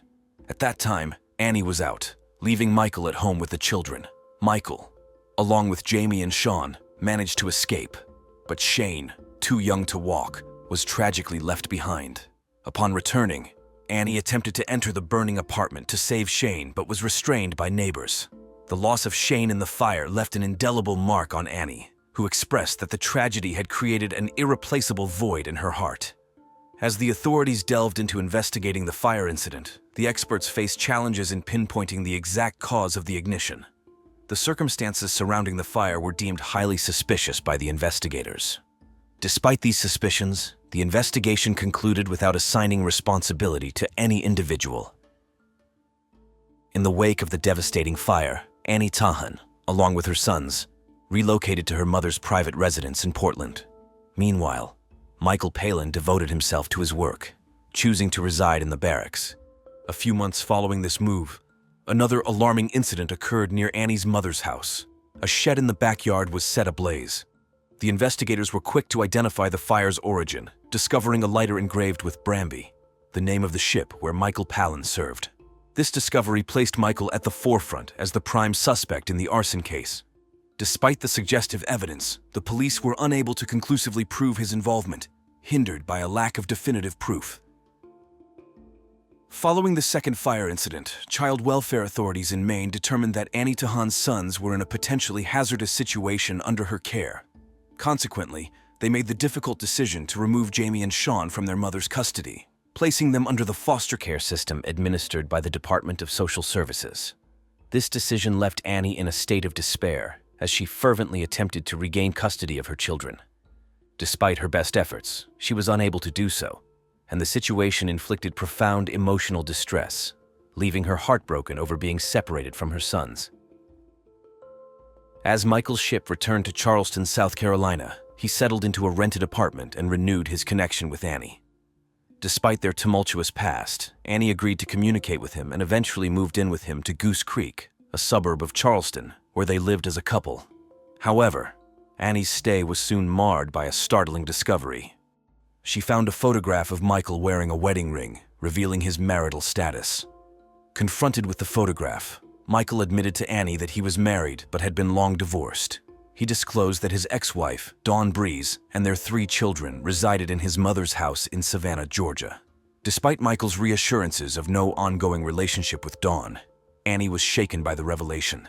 She contemplated leaving him, but ultimately decided to stay, still seeing Michael as an ideal partner for starting a family. Their cohabitation, however, soon turned sour. Michael's behavior towards Annie grew increasingly hostile and demeaning. Annie, planning to return to her mother's house, discovered she was pregnant. This news led her to reassess her plans to leave, filled with the joy of expecting another child. In October 1989, a month before her disappearance, Annie gave birth to her 4th daughter, Jade. Though Annie knew Jade could never replace her lost daughter, She felt Jade filled a significant void in her heart. Yet, in the month following Jade's birth, Michael's treatment of Annie deteriorated further. He resorted to openly insulting and humiliating her. Annie confided in a friend about her fear of Michael's relentless pursuit if she attempted to flee. Michael's controlling behavior escalated. He confined Annie to their apartment while he was at work, disconnecting the phone, placing it in his briefcase, and taking it with him. Annie was increasingly alarmed by Michael's behavior. Merely 2 days before her vanishing, Annie, in a state of distress, reached out to her close friend Katie French via phone call. In the call, Annie revealed to Katie that she had disclosed her intention to leave Michael. However, Michael had retorted that if she left, their daughter Jade would remain with him, and Annie would be barred from seeing her again. Overwhelmed with emotion, Annie sobbed and pleaded with Katie to come immediately to rescue both her and Jade. Regrettably, Katie was preoccupied and unable to come to her aid. Instead, she sent Annie money to purchase a bus ticket, hoping it would enable her to flee and return to her native Portland. This heartfelt and urgent conversation unknowingly became the last exchange between the two friends. 2 days following their last conversation, on November 7, 1989, Katie French attempted to contact Annie but received no response. Several days later, Michael Palin reached out to Katie, informing her that on November 6th, Annie had gathered her belongings and departed in an unspecified direction. Expecting Annie to contact her from her new location, Katie waited anxiously, but 2 weeks elapsed with no word. By Thanksgiving on November 24th, Annie had been unreachable for a total of 20 days. Growing increasingly concerned, Katie reached out to all of Annie's friends and acquaintances, only to find that no one had any information. She then attempted to report 24-year-old Annie Tahan as missing to the police, but was informed that as she was not a blood relative, she could not officially file a report. As months passed with no sign of Annie, Katie eventually obtained the phone number of Michael Palin's mother. Upon contacting her, Katie was shocked to learn that Annie's youngest daughter, Jade, was in her care. This revelation solidified Katie's worst fears. She was certain that Annie would never voluntarily leave her daughter behind. Not long after the concerning developments, Michael Palin received a transfer to the naval base at Pearl Harbor in Hawaii. Despite the mysterious circumstances surrounding the mother of his daughter, he displayed a notable lack of concern regarding her whereabouts. Michael made no evident efforts to engage with the authorities or to initiate a search for Annie. Months following Annie Tahan's disappearance, the search for her was officially launched, instigated by a report from her mother. The initial focus of the investigation was her live-in partner, Michael Palin, who quickly emerged as the primary suspect. Michael detailed that on the morning of November 6th, he had woken to find Annie gone, having left their daughter in his care. He recounted that the previous night, Annie had expressed a wish to end their relationship. Michael did not attempt to find Annie, believing that their relationship had conclusively ended and that further communication was unnecessary. He also claimed to be unaware of her being reported missing or of her lack of contact with family and friends. Upon inspecting the couple's rented apartment, police found no evidence, such as traces, clues, or suspicious items, that could provide leads in the case. Annie Tahan's case seemed to have hit a dead end, with no large-scale search being initiated for the young woman. Her whereabouts, whether she was still alive, and the potential motives of any abductor remained mysteries. The only certain detail was that the last person reported to have seen her was her live-in partner, Michael. For an arduous span of 4 years, there was no news or sightings of Annie. Katie French, her close friend, remained the sole active seeker, tirelessly cooperating with the investigation. Katie invested approximately $16,000 in phone bills alone, employed a private detective, and was steadfast in her determination to continue the search. She reached out to various organizations that could potentially provide insight into Michael Palin's background. Katie personally held a strong belief that Michael was a dangerous individual and should not be trusted. She harbored a deep fear of him, aware that if Michael became aware of her involvement with the police, it could potentially put her in harm's way. In 1993, a significant development occurred in Annie Tahan's case as it was transferred to the Naval Criminal Investigative Service, NCIS, marking a pivotal shift in the investigation. The NCIS agents initiated a comprehensive re-examination of the case, starting from the ground up. They located Michael Powens stationed at the naval base Pearl Harbor in Hawaii. When Marine police agents approached him to discuss Annie Tahan's disappearance, Michael indicated his willingness to talk only in the presence of his attorney. Subsequently, he entirely withdrew from any cooperation with the investigation, refusing to provide further assistance or information. The Marine police agents compiled all available information regarding the missing Annie and reached out to the South Carolina Law Enforcement Division. They requested the division to cross-reference their data with any unidentified bodies, highlighting that Annie had recently given birth a month before her disappearance. The South Carolina police reported a case involving a deceased woman who, coincidentally, had also given birth a month before her death. They provided a sketch of the woman's appearance, which left the Marine police agents stunned upon viewing it. They were convinced that they had found Annie Tahan. The discovery revealed a brutal murder, with her body located beside a highway in Jasper County, South Carolina, approximately 100 miles from her residence with Michael. The crime scene photos were distressing, displaying a level of brutality that the agents admitted they had seldom encountered. Annie's facial structure was severely compressed, and her skull was shattered into 124 fragments, necessitating nearly 500 hours of painstaking reconstruction work. It was discovered that Annie's body had been placed in a naval bag, soaked in gasoline, and set ablaze. The burning bag was discovered at 6 a.m. on November 7, 1989, coinciding with the period when Katie French noted Annie had ceased responding to her calls. A conclusive identification was made by matching the dental records of Annie Tahan with those of the unidentified woman. Following the discovery of Annie Tahan's body, Michael Powens was immediately identified as the prime suspect in her murder. The Marine police agents formulated a comprehensive investigation strategy, beginning with an examination of his financial activities. They uncovered that on the day Annie disappeared, Michael had made a credit card transaction approximately 25 miles south of where the charred remains were discovered. Further scrutiny of his phone records revealed that on the morning of November 6th, he made 2 calls to his mother's house in Savannah, the first at 4:35 a.m. and the second at 5:17 a.m. Based on these findings, the agents hypothesized that Michael had murdered Annie in their apartment and subsequently transported and abandoned her body at the roadside, where he then set it ablaze. The NCIS agents, determined to progress in their investigation, sought to locate Michael Palin's ex-wife, Dawn Breeze. At the time of Annie's death, Dawn was still legally married to Michael, residing in his mother's house in Savannah.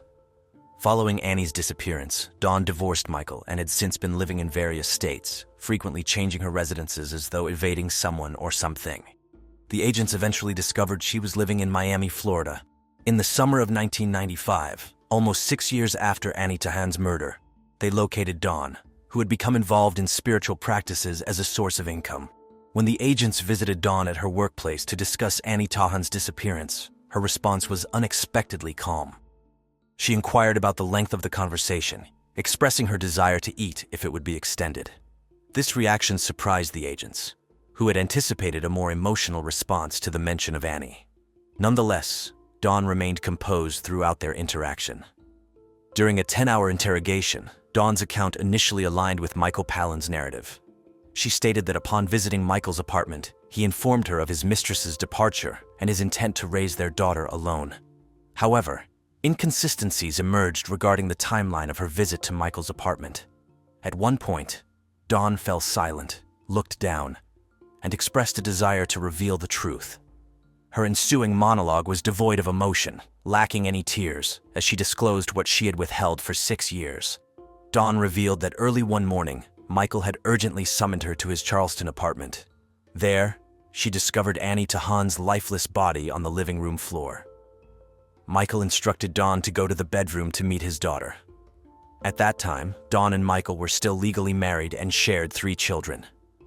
Michael confessed his affair with Annie to Dawn, explaining it had led to the birth of a daughter. He pleaded with her to accept the child and assist him in raising her. Dawn indicated that Michael, unwilling to engage in a custody battle with Annie, had opted for murder as a more straightforward solution. On the night transitioning from November 5 to 6, 1989, Michael and Annie went to bed, and after a moment of intimacy, Annie fell asleep. It was then that Michael took a crowbar and began to viciously strike her, Tragically, their daughter Jade was lying next to Annie on the bed throughout this horrific act. Michael relentlessly hit Annie on the head, each blow more brutal than the last. Despite her strength, Annie eventually succumbed to her injuries right there in the bed. In a chilling turn of events, Michael reached out to his wife, Dawn, requesting her urgent presence. He then placed Annie's body in a naval bag and transferred it to the trunk of his car, where he had also stored a canister of gasoline. He positioned both his wife and daughter in the car's back seat, embarking on a lengthy drive of approximately 100 miles. Upon finding a secluded spot by the roadside, Michael removed Annie's body from the trunk, drenched it in gasoline, and set it ablaze. After ensuring the fire had taken hold, he hurriedly returned to the car and drove Dawn and Jade back to his mother's house in Savannah. Dawn Breeze's revelation provided a pivotal turn in the investigation, marking the first substantial evidence since the discovery of Annie's remains. The investigators then requested Dawn to make a monitored phone call to her ex-husband, Michael, and discuss Annie Tahan's murder. Dawn consented and contacted Michael, indicating her need for a serious conversation as Annie's body had been located and identified. Michael's response, "No, they didn't do that," subtly confirmed to the agents the veracity of Dawn's account. In the call, Dawn also informed Michael that blood had been detected in their former apartment, and the NCIS was suspecting them of involvement in the murder. She urged Michael to devise an explanation for the blood found in the apartment. Michael's reply, "Okay, we need to work together and come up with something," did not include any direct admissions, yet his demeanor suggested a clear understanding of the context of their discussion. He refrained from asking superfluous questions or offering denials, implicating his awareness of the situation. This interaction solidified the theory that Annie Tahan had been murdered in Michael's apartment. Towards the end of their conversation, Michael advised Dawn to be cautious with her phone communications, insisting they would collaboratively manage the situation. The NCIS agents took Dawn Breeze to the crime scene to unearth any remaining evidence. To protect her identity and ensure her safety as a cooperating witness, they disguised her before the visit. At the apartment, Dawn meticulously recounted and demonstrated the positioning of Annie's body and the sequence of events. She pointed out an area near a wall and baseboard where there had been a significant accumulation of blood, affecting the carpet and the concrete floor beneath it.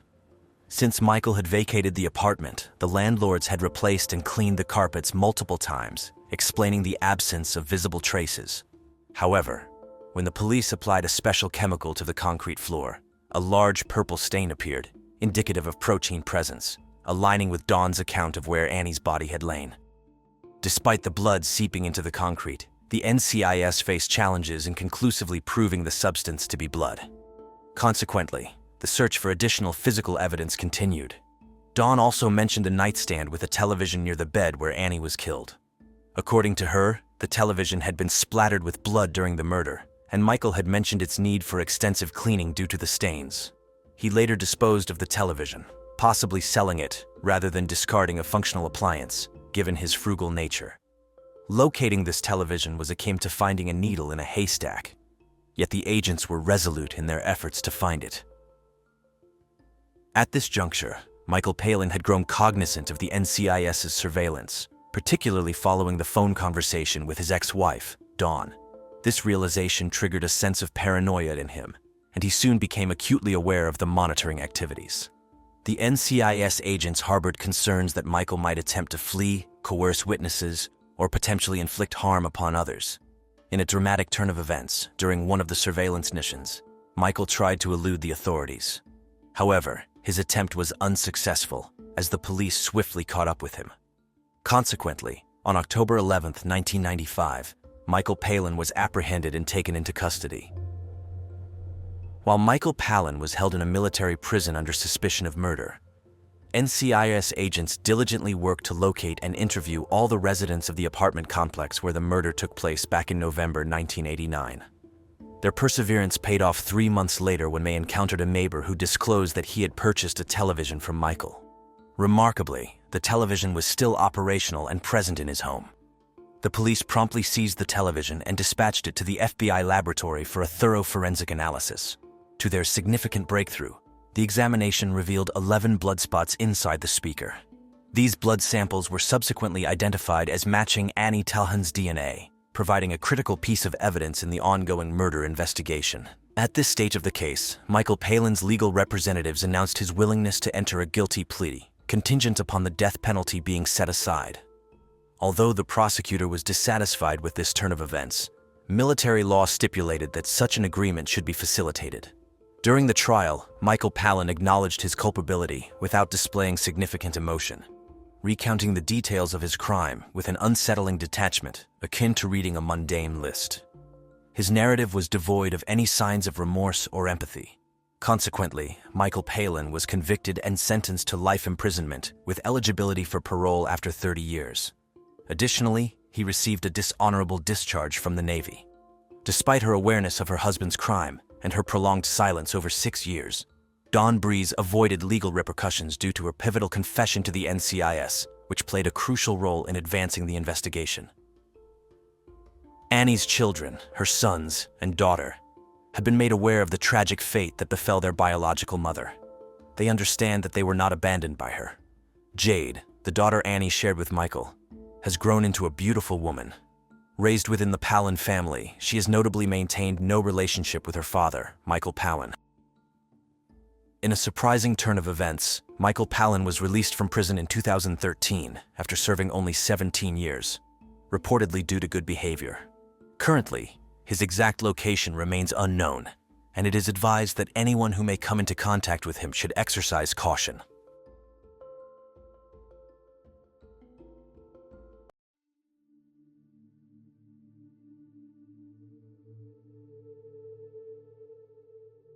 On August 2, 2015, at 3 a.m., an urgent call was placed to 911 by an older gentleman named Tom Martins.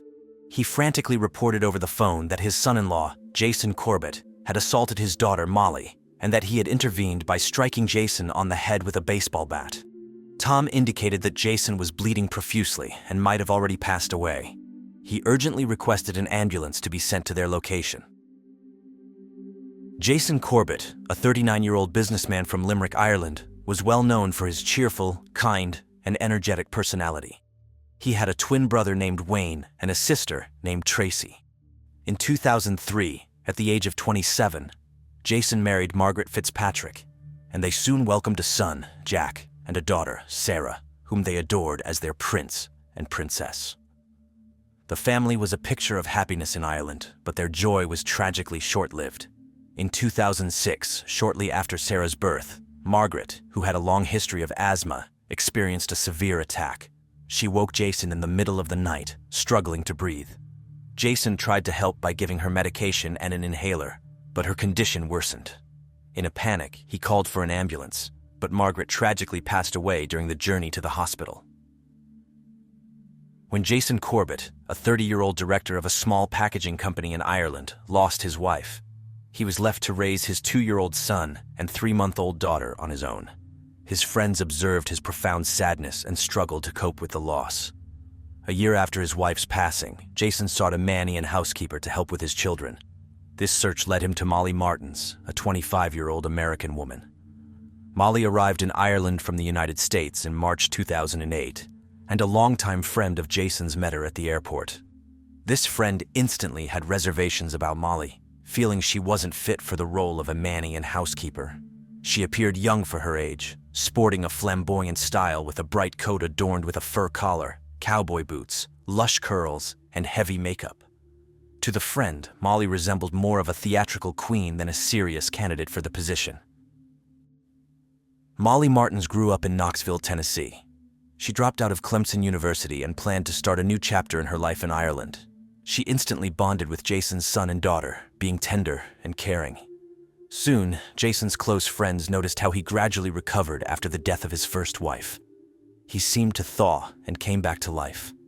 Feelings sparked between Jason and Molly, and they began a romantic relationship. The couple, along with Jack and Sarah, went on a vacation. They had a great time and grew closer, beginning to plan their future life together. 2 years later, on Valentine's Day 2010, Jason invited Molly to a cafe. There, he gave her a ring and proposed. Overjoyed, Molly immediately started planning their wedding in America. She convinced Jason to move to her home country, and he agreed. In 2011, he sold his house and transferred his job to the States. The family settled in Davidson County, North Carolina, where Jason and Molly got married in a ceremony attended by many relatives and friends from both America and Ireland.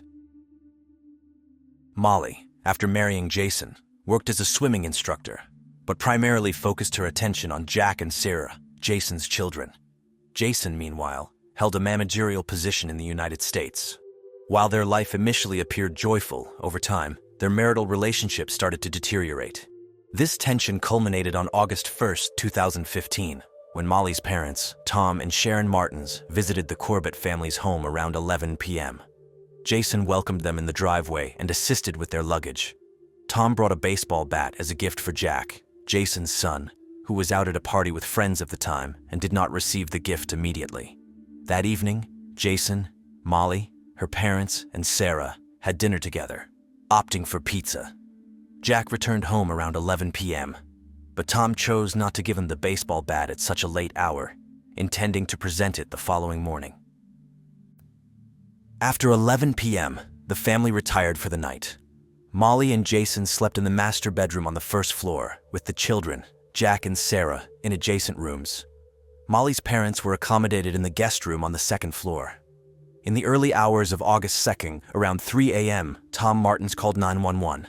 Claiming his son-in-law Jason had attacked Molly, and he had struck Jason with a baseball bat in response. Tom requested urgent assistance, unsure of Jason's condition, who lay unconscious and bleeding. The 911 dispatcher guided Tom and Molly through cardiopulmonary resuscitation procedures in an effort to revive Jason before medical help arrived.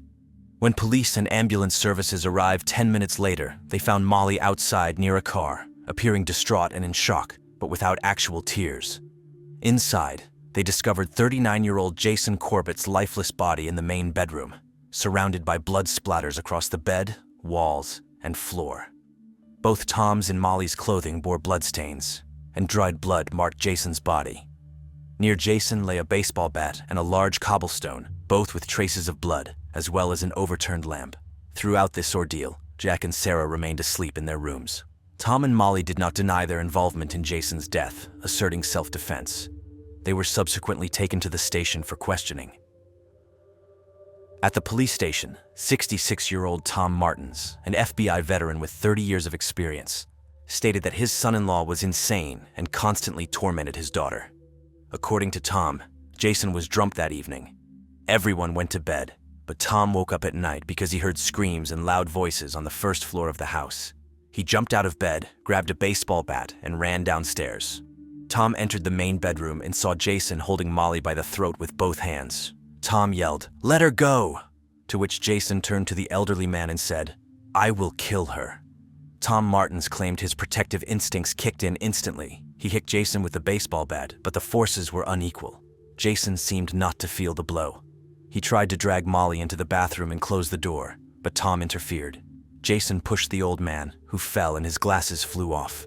Tom confessed that at that moment, he thought he was going to be killed. Jason saw the bat on the floor and reached for it, at which point Molly grabbed a stone and saying, "Don't touch my dad," hit her husband on the head with all her might. After that, Tom grabbed the baseball bat and began hitting Jason until he fell to the floor. 32-year-old Molly Corbett, during interrogation, told investigators the same story. She said that at night, her daughter Sarah woke up and started screaming from night terrors, waking Jason, who became very angry and lashed out at his wife. He began to strangle her and said he would kill her. Her father came to Molly's aid. Molly confessed that she hit her husband on the head with a heavy stone to save her dear dad. When the police asked where she got the heavy, large stone, Molly answered that it was on her bedside table. They had planned to paint the cobblestone with the children, wanting to make beautiful flower beds and decorate them with colorful stones. The woman couldn't remember how many times she hit her husband, only saying it was a real battle for her life. Midway through the interrogation, Molly told the investigators that she was still in pain from her husband's choking hold. They photographed her, including a red mark in the center of her neck. Later, police compared these photos with the ones taken at the time of the arrest, and it turned out that there were no red spots on the woman's neck at the time of detention. Molly confessed that the fight between her and her husband had occurred the day before the tragedy. At that time, Jason grabbed her by the arms and neck. Throughout the interrogation, she constantly complained of throat pain. Both Tom and Molly asserted in unison that Jason Corbett was brutally treating his wife, but his family said the opposite. Tracy Lynch, sister of the deceased Jason Corbett, shared insights about the peculiar relationship dynamics observed during Jason's wedding to Molly. Tracy noticed that Molly exerted considerable control over Jason, often becoming upset if things didn't align with her expectations. Her reluctance to interact with Jason's visiting relatives raised further concerns. Further alarm was added by the revelation of one of Molly's friends, who stated that Molly had told everyone that she had been friends with Jason's first wife, Margaret, until Margaret died of cancer, contradicting family reports because everyone knew she had died of an asthma attack. Despite these red flags and attempts by Jason's family and friends to dissuade him from the marriage due to Molly's odd behavior, the wedding proceeded. This event marked the beginning of a complicated and troubled union. Initially, Molly and Jason Corbett's marriage appeared harmonious, with Molly forming a close bond with Jason's children, Jack and Sarah, and treating them as her own.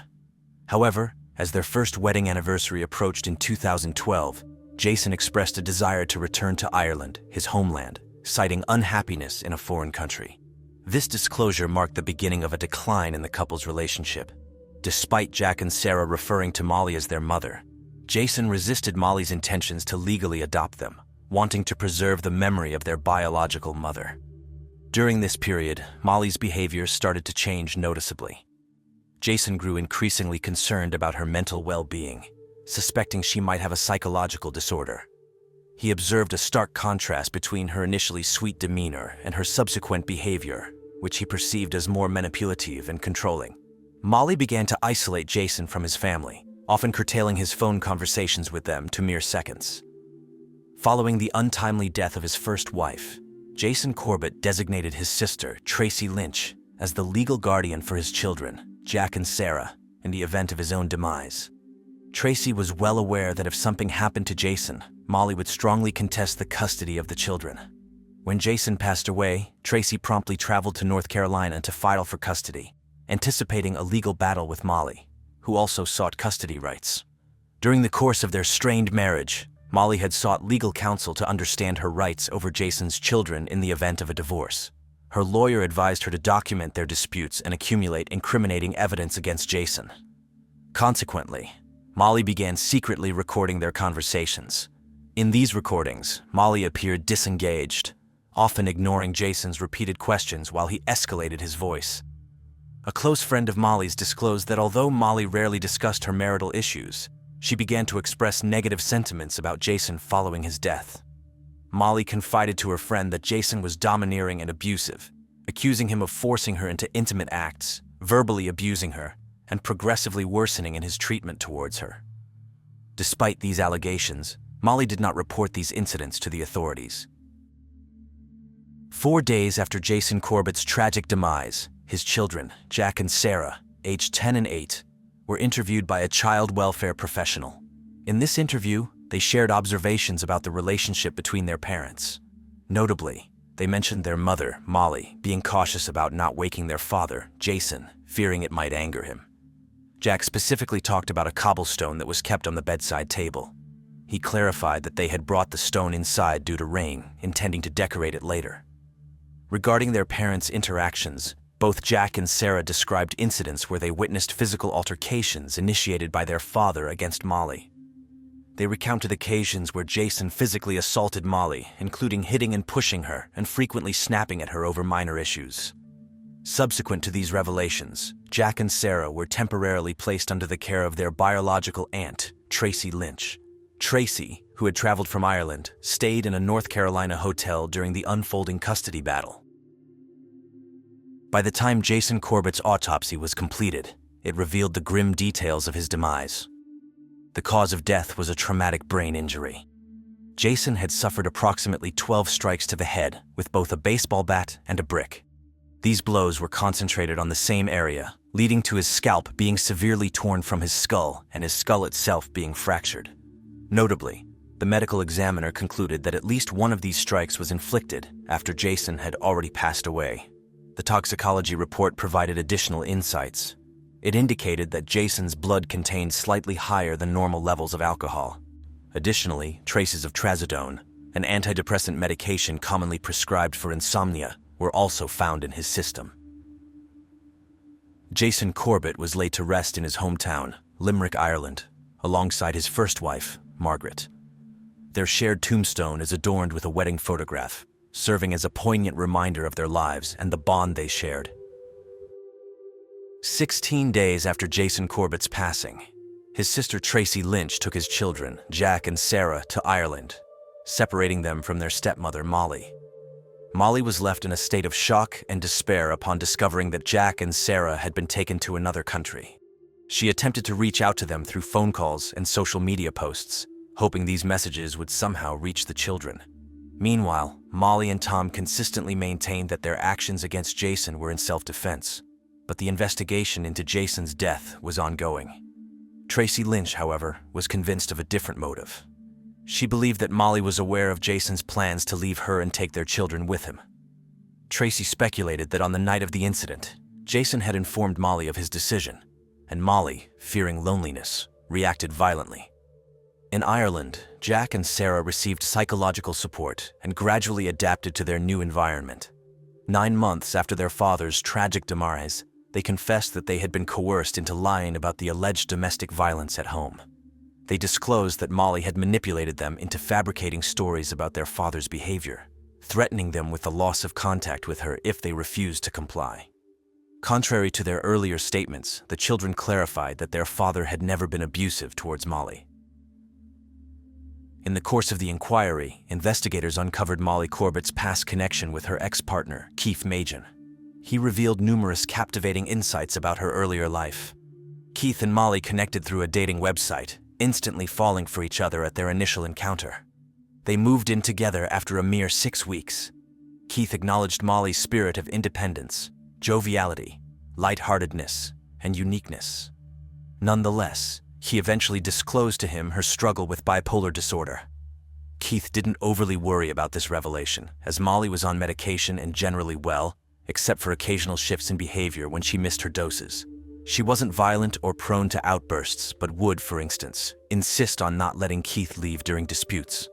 Molly would often spend extended periods in the bathtub, then sit on the cold floor, weeping. Despite these challenges, they continued their life together without plans for children. Molly informed Keith she was on contraceptives, but unexpectedly declared they were expecting a child. At this juncture, Keith, the family's sole earner, faced financial strain and felt unprepared for parenthood. His discovery of an unopened pack of contraceptives in Molly's wardrobe led him to realize her deceit. Yet Keith, as an honorable man, proposed to Molly, who accepted joyfully, undeterred by her health issues. She maintained her regimen of antidepressants and other medications, sometimes taking up to 16 pills daily, which caused Keith concern for their unborn child's well-being. Molly once dreamt of losing the baby, and tragically, the next day, the hospital confirmed the fetus's demise. This incident further strained their relationship. Molly plunged into profound mourning and was diagnosed with severe depression, documented in her medical records. Her parents began supporting her more fervently, simultaneously developing a disdainful view of Keith, casting him as the antagonist. In early 2008, Molly informed her fiancé of her plan to go to Europe to find work as a nanny or a house assistant. In March, she packed her belongings and left the apartment she had been renting with her fiancé. 10 days later, Molly called Keith to tell him that she was in Ireland, had found a job, and that everything was fine. From that point on, they never spoke or saw each other again. Keith Majan first heard from a North Carolina detective in October 2015 through an email, where he discovered the unfortunate events that had unfolded. It was revealed that Molly had kept her significant relationship, engagement, and subsequent departure to another country from her fiancé a secret from everyone. Keith admitted that upon viewing an interview featuring Tom and Molly, where they portrayed the late Justin Corbett as malevolent and dreadful, he found their story unconvincing and perceived their expressions as merely facades. In January 2016, half a year following Jason's demise, Tom and Molly were unexpectedly indicted for second-degree murder. By July 2017, 2 years since the incident, The father and daughter duo faced their trial together. They maintained their stance of having acted in self-defense in Jason's killing. During the trial, Tom Martins claimed his actions were what any true father would do: protect his daughter. He believed it was a life-or-death situation and did all he could to safeguard both Molly and himself. Tom confessed to being the one who struck Jason with a bat, ceasing only when he was sure Jason no longer posed a threat. The prosecution contended in court that the severity of the blows indicated deep-seated animosity, not mere self-defense. An expert, analyzing the bloodstains, deduced that some strikes were dealt when Jason's head was 30 to 50 centimeters off the ground, suggesting Tom continued to hit him even when he was down and no longer dangerous. Bloodstains on Molly's pajama bottoms suggested her proximity to Jason during these blows. A long, light-colored hair, possibly Molly's, was discovered in Jason's hand but wasn't tested. The autopsy revealed defensive injuries on Jason's left hand, but none on his right, which he might have used to grab Molly by the throat. During the trial, Lieutenant Frank Young, assigned to document injuries on Tom and Molly on the night of the incident, took the stand. He recounted observing Molly's self-inflicting marks on her neck. Lieutenant Young repeatedly instructed her to stop and noted that apart from dried blood on her cheek, forehead, and hair, he saw no other injuries on her. Similarly, Tom exhibited no injuries on the front of his shirt. However, blood was detected on his watch dial, beneath his fingernails, and his glasses remained unbroken. Paramedic Amanda Hackworth also testified, stating that upon her arrival at the scene and upon examining Jason's body, she found his torso already cold, with patches of dried blood. This contradicted Molly's assertion that they had immediately called 911 after Jason lost consciousness and collapsed. The trial further revealed that Jason Corbett had a life insurance policy naming Molly as the beneficiary. Additionally, it was disclosed that Jason had frequently sent money to Molly's parents during his lifetime. For example, in 2011, he sent $50,000 to Tom, purportedly for wedding expenses. A neighbor of the Corbetts came forward during the trial, recounting how he and Jason had spent the evening together, drinking beer from about 3:30 p.m. to 8:30 p.m. The neighbor described Jason as very relaxed. He witnessed Tom and his wife arriving at the Corbetts' residence, with Jason welcoming them and assisting in carrying heavy bags from their car into the house. His interactions with his in-laws were also noted as calm. The court heard from a nurse whom the couple had seen before the tragic event. She reported that she had prescribed trazodone to Molly just a few days prior to the incident on July 30th, 2015. Jason had visited the hospital 2 weeks before his demise, where he expressed concerns about frequent bouts of dizziness, tension, and unprovoked anger. Following 9 days filled with witness accounts, debates, and disturbing crime scene photos, the jury reached a verdict in just 3 hours. Molly Corbett and her father, Tom Martins, were convicted of second-degree murder and received sentences of 20 and 25 years in prison, respectively. When the verdict was read, Molly turned to her mother and expressed regret, stating, "I'm so sorry, but I shouldn't have let him kill me." Although the convicted appeared to have faced justice, the case was still not entirely closed. Merely an hour after the jury delivered their verdict, a juror accidentally disclosed outside the courthouse that they had discussed Jason Corbett's case prior to the formal deliberation period, a significant breach of legal protocol. Following this revelation, the defense quickly submitted a request to overturn the conviction, citing the juror's misconduct. However, the trial court judge dismissed this motion. A year on, the defense approached the appellate court, highlighting various investigative errors. Among these was the issue of bloodstains on Tom Martins' shorts. The prosecution had suggested these stains, which were assumed to be Jason's blood but never actually tested, indicated Tom standing over Jason during the assault. The prosecutor deemed testing every blood spot impractical and unnecessary. The defense also emphasized the importance of the initial statements made by Jack and Sarah. They initially claimed their father was abusive towards Molly and expressed fear of him. The defense argued that the siblings' later retractions, where they admitted to lying, were influenced by professionals pressuring them to change their testimony. On February 4th, 2020, the North Carolina Court of Appeals determined that Tom Martins and Molly Corbett should be granted a new trial. This decision was later upheld by the Supreme Court of North Carolina.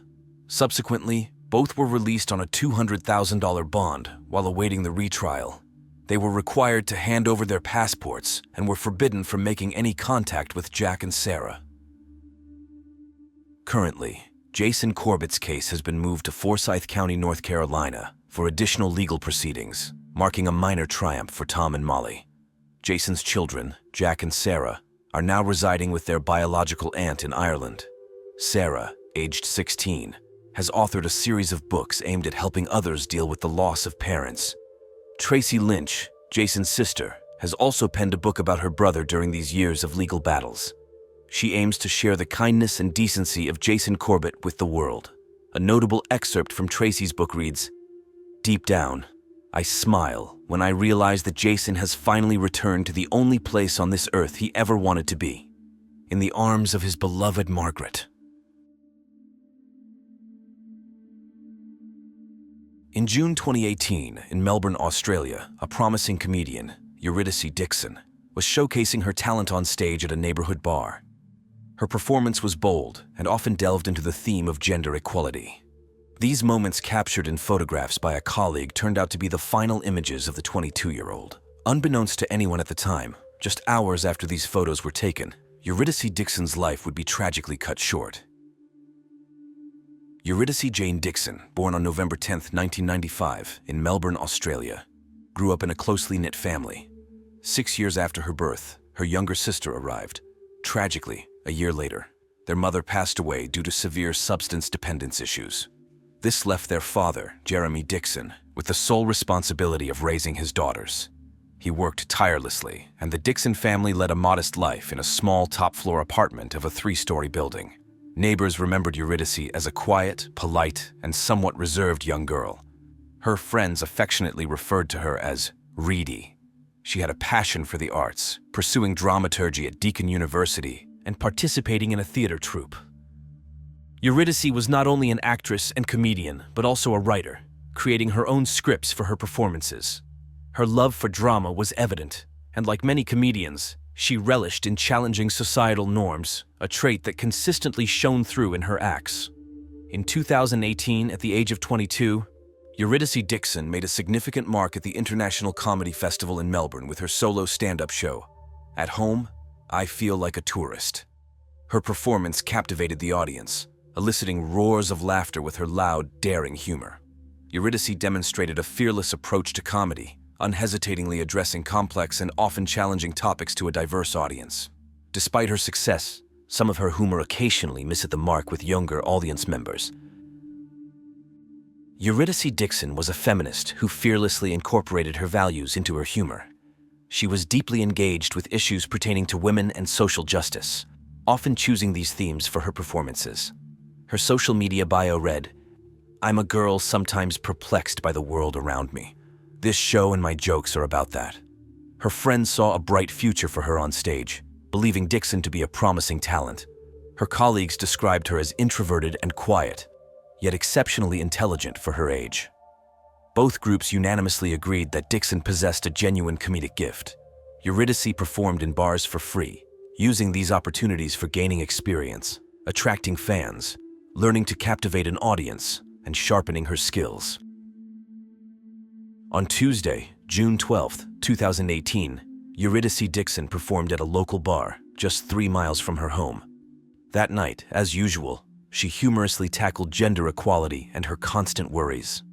"Sometimes I think, will I wake up in a society of slaves, you know? Just girl jokes. Just ordinary stuff, right?" she joked. In her last act, she whimsically spoke about robots taking over the world, hoping that by then, we'd all be gone. She remarked that a robot-ruled world wouldn't be bleak, as it would mean gender equality. Everyone subjugated to robots, equally. Following her performance, Eurydice Dixon met with her boyfriend Tony Magnuson, who had been in the audience. They shared a soda at the bar. At 10:40 p.m., they left and stopped at a nearby supermarket to buy protein bars. Then, Eurydice decided to walk home alone. They embraced, said their goodbyes, and Tony got on a tram. As Eurydice sent him an air kiss and waved, she was unaware that she was being observed by someone, a predator, not just a casual onlooker. Eurydice Dixon's journey home spanned streets, a park, and 3 soccer fields, covering about 3 miles. This was usually an hour's walk at a relaxed pace. She felt the route was safe, having walked it at night before. The streets were well lit, but upon entering Princess Park, darkness enveloped her. To shorten her path, she removed her shoes and socks, walking barefoot on the grass. She traversed the park and 2 soccer fields, with just a short distance remaining to her home. At midnight, at 12:02 a.m., Eurydice messaged her boyfriend Tony on Facebook, "I'm almost home. Where are you?" Mere minutes after this message, a horrific event unfolded. On the same night, June 13th, around 2:50 a.m., a passerby discovered Eurydice Dixon on a soccer field in Princess Park. The passerby immediately called for an ambulance and police and tried to perform CPR on Dixon, but it was tragically too late. Eurydice had been strangled and had already passed away. The area around the park was equipped with several surveillance cameras. The police quickly found footage of Dixon walking alone through the park with a young man about 100 feet behind her. This individual had fluffy golden hair, unkempt stubble, and appeared overweight, short, and stocky, moving with a bear-like shuffling gait. In an effort to advance the investigation, the police released the surveillance video to local television channels and made a public appeal, asking anyone who recognized this suspicious person to come forward. On the evening of June 13th, the same day, 19-year-old James Todd contacted the police. He reported that his friends had been calling him, claiming that they had seen his face on the news in connection with the death of Eurydice Dixon in Princess Park. James adamantly denied any involvement in Eurydice Dixon's death, insisting that he was not the person in the surveillance footage. The police requested that James come to the station for questioning. Upon his arrival, he continued to assert his innocence, responding to 660 questions and maintaining that he had no connection to the crime. Additionally, James agreed to provide a DNA sample. Following the discovery of Eurydice Dixon's body, an impromptu memorial formed at the site, with people bringing flowers to honor her memory. A substantial crowd, numbering in the tens of thousands, gathered to remember the young woman. On June 18, 2018, 5 days after the tragedy, a vigil was scheduled at the football field in Eurydice's memory. However, the event was marred by a disturbing act the night before the vigil, when someone painted a huge 75-foot depiction of male genitalia on the grass. Firefighters and municipal workers found it impossible to remove the paint and were forced to completely excavate and replace sections of the lawn, incurring a cost of $20,000. The perpetrator was swiftly identified as 29-year-old blogger and men's rights activist, who was also a Scientologist, Andrew Nulch. Nulch openly admitted that his motive was to provoke anger among feminists. Initially, James Todd maintained his innocence, but this changed during the follow-up interrogation. When the detective mentioned that DNA evidence from the crime scene was under analysis, Todd's demeanor shifted. He lowered his head and stated that further testing was unnecessary. Todd then confessed to being in Princess Park on the night of the tragedy, admitting his guilt in the murder and assault of Eurydice Dixon. He acknowledged his responsibility for the young woman's tragic death. In November 2018, James Todd recounted in detail his activities on the fateful day of June 12th. His day began with college classes in Broadmeadows, a suburb of Melbourne, which lasted until 3 p.m. After his classes, James met up with 3 college friends. At the station, they bought strong liquor, rolling papers for cigarettes, and then took a train to Melbourne. They spent time in Batman Park, sharing a bottle of alcohol. When they ran out, James purchased cider and obtained marijuana from some people. Around 8 p.m., one friend left, and James, along with the remaining 2, headed to the station where they purchased another bottle of liquor and Coca-Cola. The trio then took the train back towards Broadmeadows.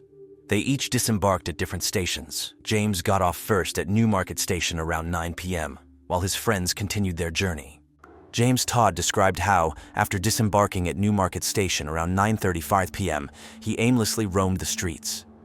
He made his way towards Elizabeth Street, and at 10:43 p.m., he first noticed Eurydice Dixon near a supermarket with her boyfriend, Tony.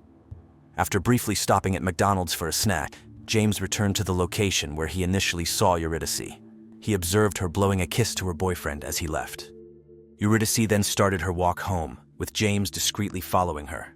She seemed unaware of his presence, but he experienced a strong, inexplicable attraction towards her. James made the decision to follow the young woman in a black dress, the 22-year-old Eurydice Dixon. He shadowed her for about an hour across the city, covering a distance of 3 miles, while keeping a gap of approximately 150 feet between them. Whenever Eurydice slowed down, James would pause to smoke. Surveillance cameras recorded them as they passed by the University of Melbourne at 11:54 p.m. A short while later, Eurydice texted her boyfriend Tony, informing him that she was nearly home. This message was sent as she was walking through Princes Park. Just minutes after sending that text, at around midnight, Eurydice found herself in a life-threatening situation. As Eurydice was crossing the 3rd soccer field, James Todd approached her from behind. He grabbed her hair and dress, knocked her down, and pinned her to the ground. He then sat on her chest and seized her neck. In a desperate attempt to defend herself, Eurydice fought back, scratching at his face, neck, and shoulders. Despite her efforts, James overpowered her. After satisfying his urges, he briefly contemplated repeating his actions, but lacked the physical strength. Ultimately, he forcibly strangled Eurydice until she passed away. James Todd conveyed to investigators that upon first seeing Eurydice, he assumed she was intoxicated and wanted to engage her in conversation, thinking it would be amusing. Contrary to his assumption, the autopsy conducted on Eurydice revealed no presence of alcohol or illegal substances in her system. The medical examiners concluded that Dixon's cause of death was due to strangulation, accompanied by blunt force trauma to her head and other parts of her body. After committing the crime, James took the victim's phone and left the park. He found a bench at a stop and slept there until 4 a.m. Upon waking, he used the phone to take a selfie, checking the scratches on his face and body.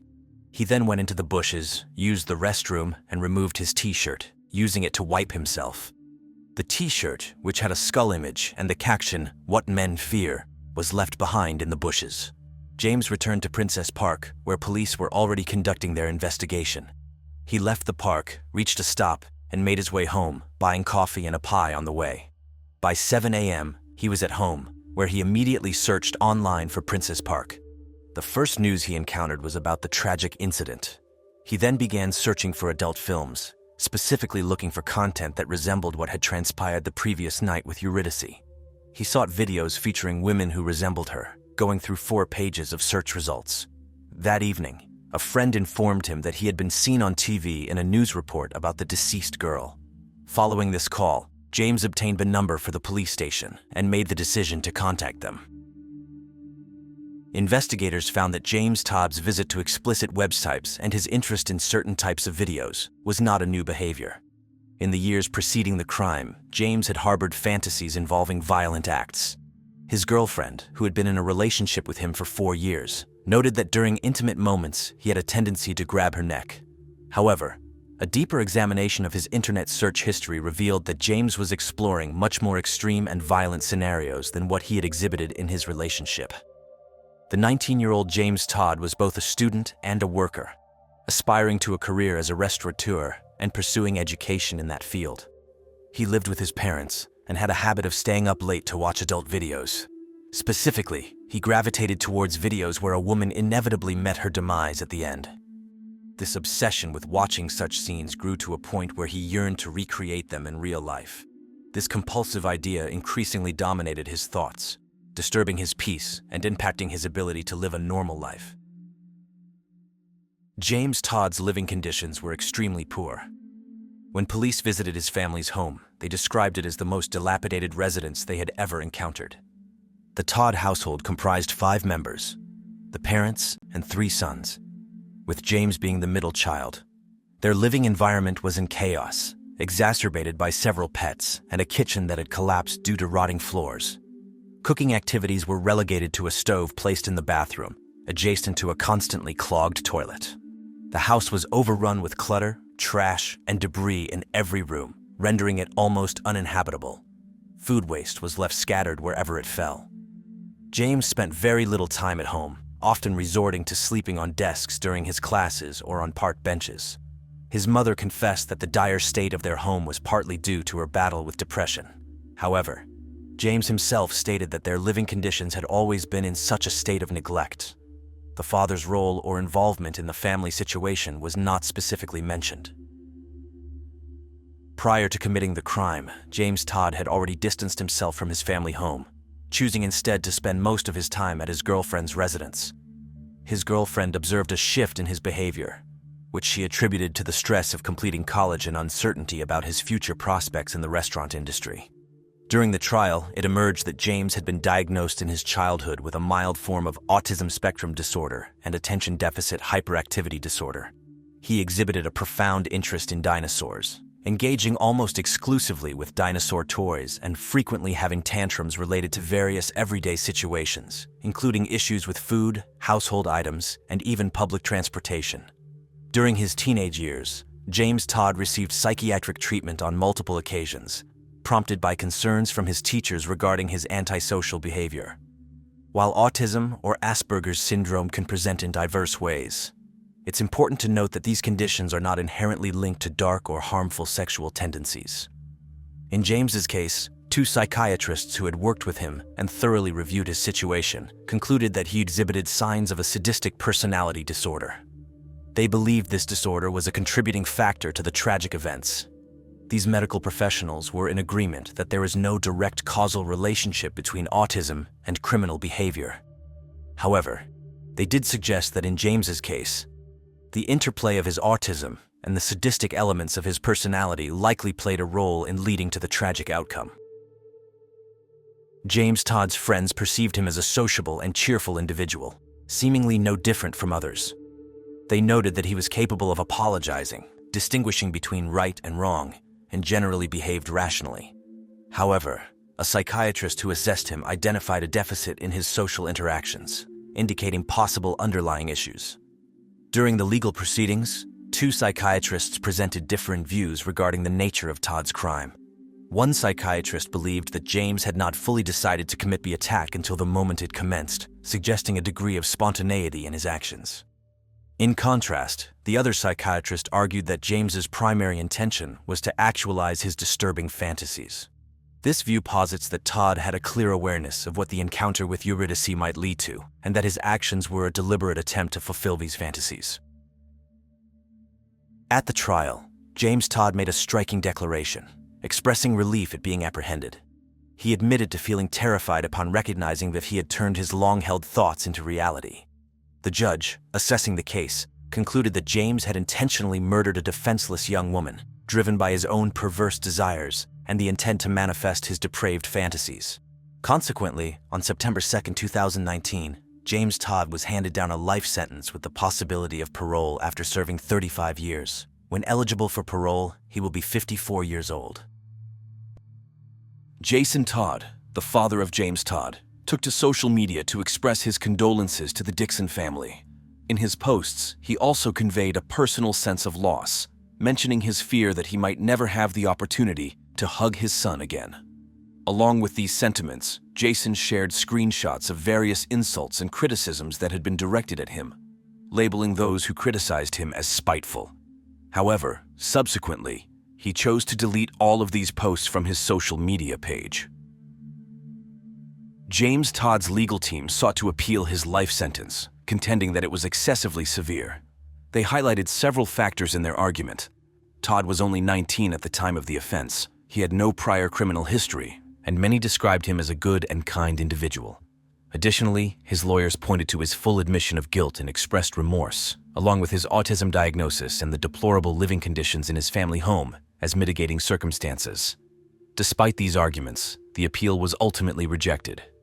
Detectives who worked on the Dixon case have noted that James Todd's current prison cell offers significantly better living conditions compared to his former home. He is reported to maintain his cell with exceptional cleanliness. Todd is still said to feel remorse for his actions, and his time in prison is considered to be more challenging for him than it might be for more typical inmates. Psychiatrists involved in the case have expressed the opinion that, if released, Todd would represent a serious threat to women. Following the tragic passing of Eurydice Dixon, the bar where she had her last comedy performance made the decision to cancel their Tuesday comedy nights. In her honor and to continue her legacy, the Melbourne government introduced grants specifically aimed at supporting emerging female comedians. As for blogger Andrew Nolch, who was responsible for desecrating the memorials of Eurydice Dixon, he was found guilty and received a sentence of 5 months in prison. This incident led to a degree of notoriety for Nolch, and he gave several interviews in the aftermath. In one of these interviews, he revealed that his actions were not just an expression of his stance against feminism, but he also identified himself as a vocal critic of vaccination. He expressed a belief that vaccines are a cause of autism. The tragic passing of Eurydice Dixon reignited debates on women's safety and gender inequality. Following the incident, police advised women to be more vigilant at night, suggesting they avoid walking alone and always carry a mobile phone. In contrast, many feminists argue that the responsibility shouldn't be on women to change their habits. They emphasize that the real solution lies in stopping men from perpetrating physical and psychological violence against women. Feminists advocate for a woman's right to walk freely and safely at any time and place.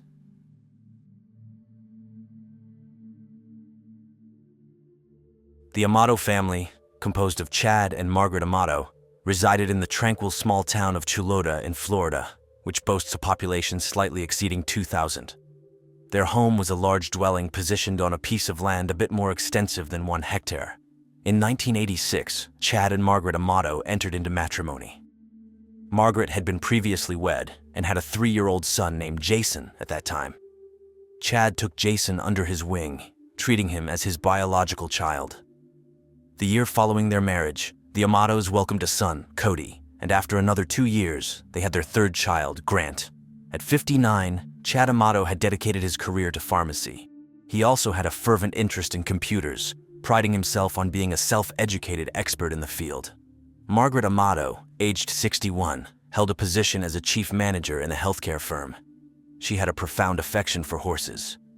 In 2009, she rescued and trained a racehorse, Lady, who, despite frequently bucking her off during training sessions, was deeply cherished by Margaret. Lady's death in 2018 did not deter Margaret from continuing her equine interests with other horses, which served as a solace for her, aiding in distraction from life's troubles and stress alleviation. In 2018, Chad and Margaret Amato made the decision to acquire a property in Tennessee, envisioning it as their retirement haven.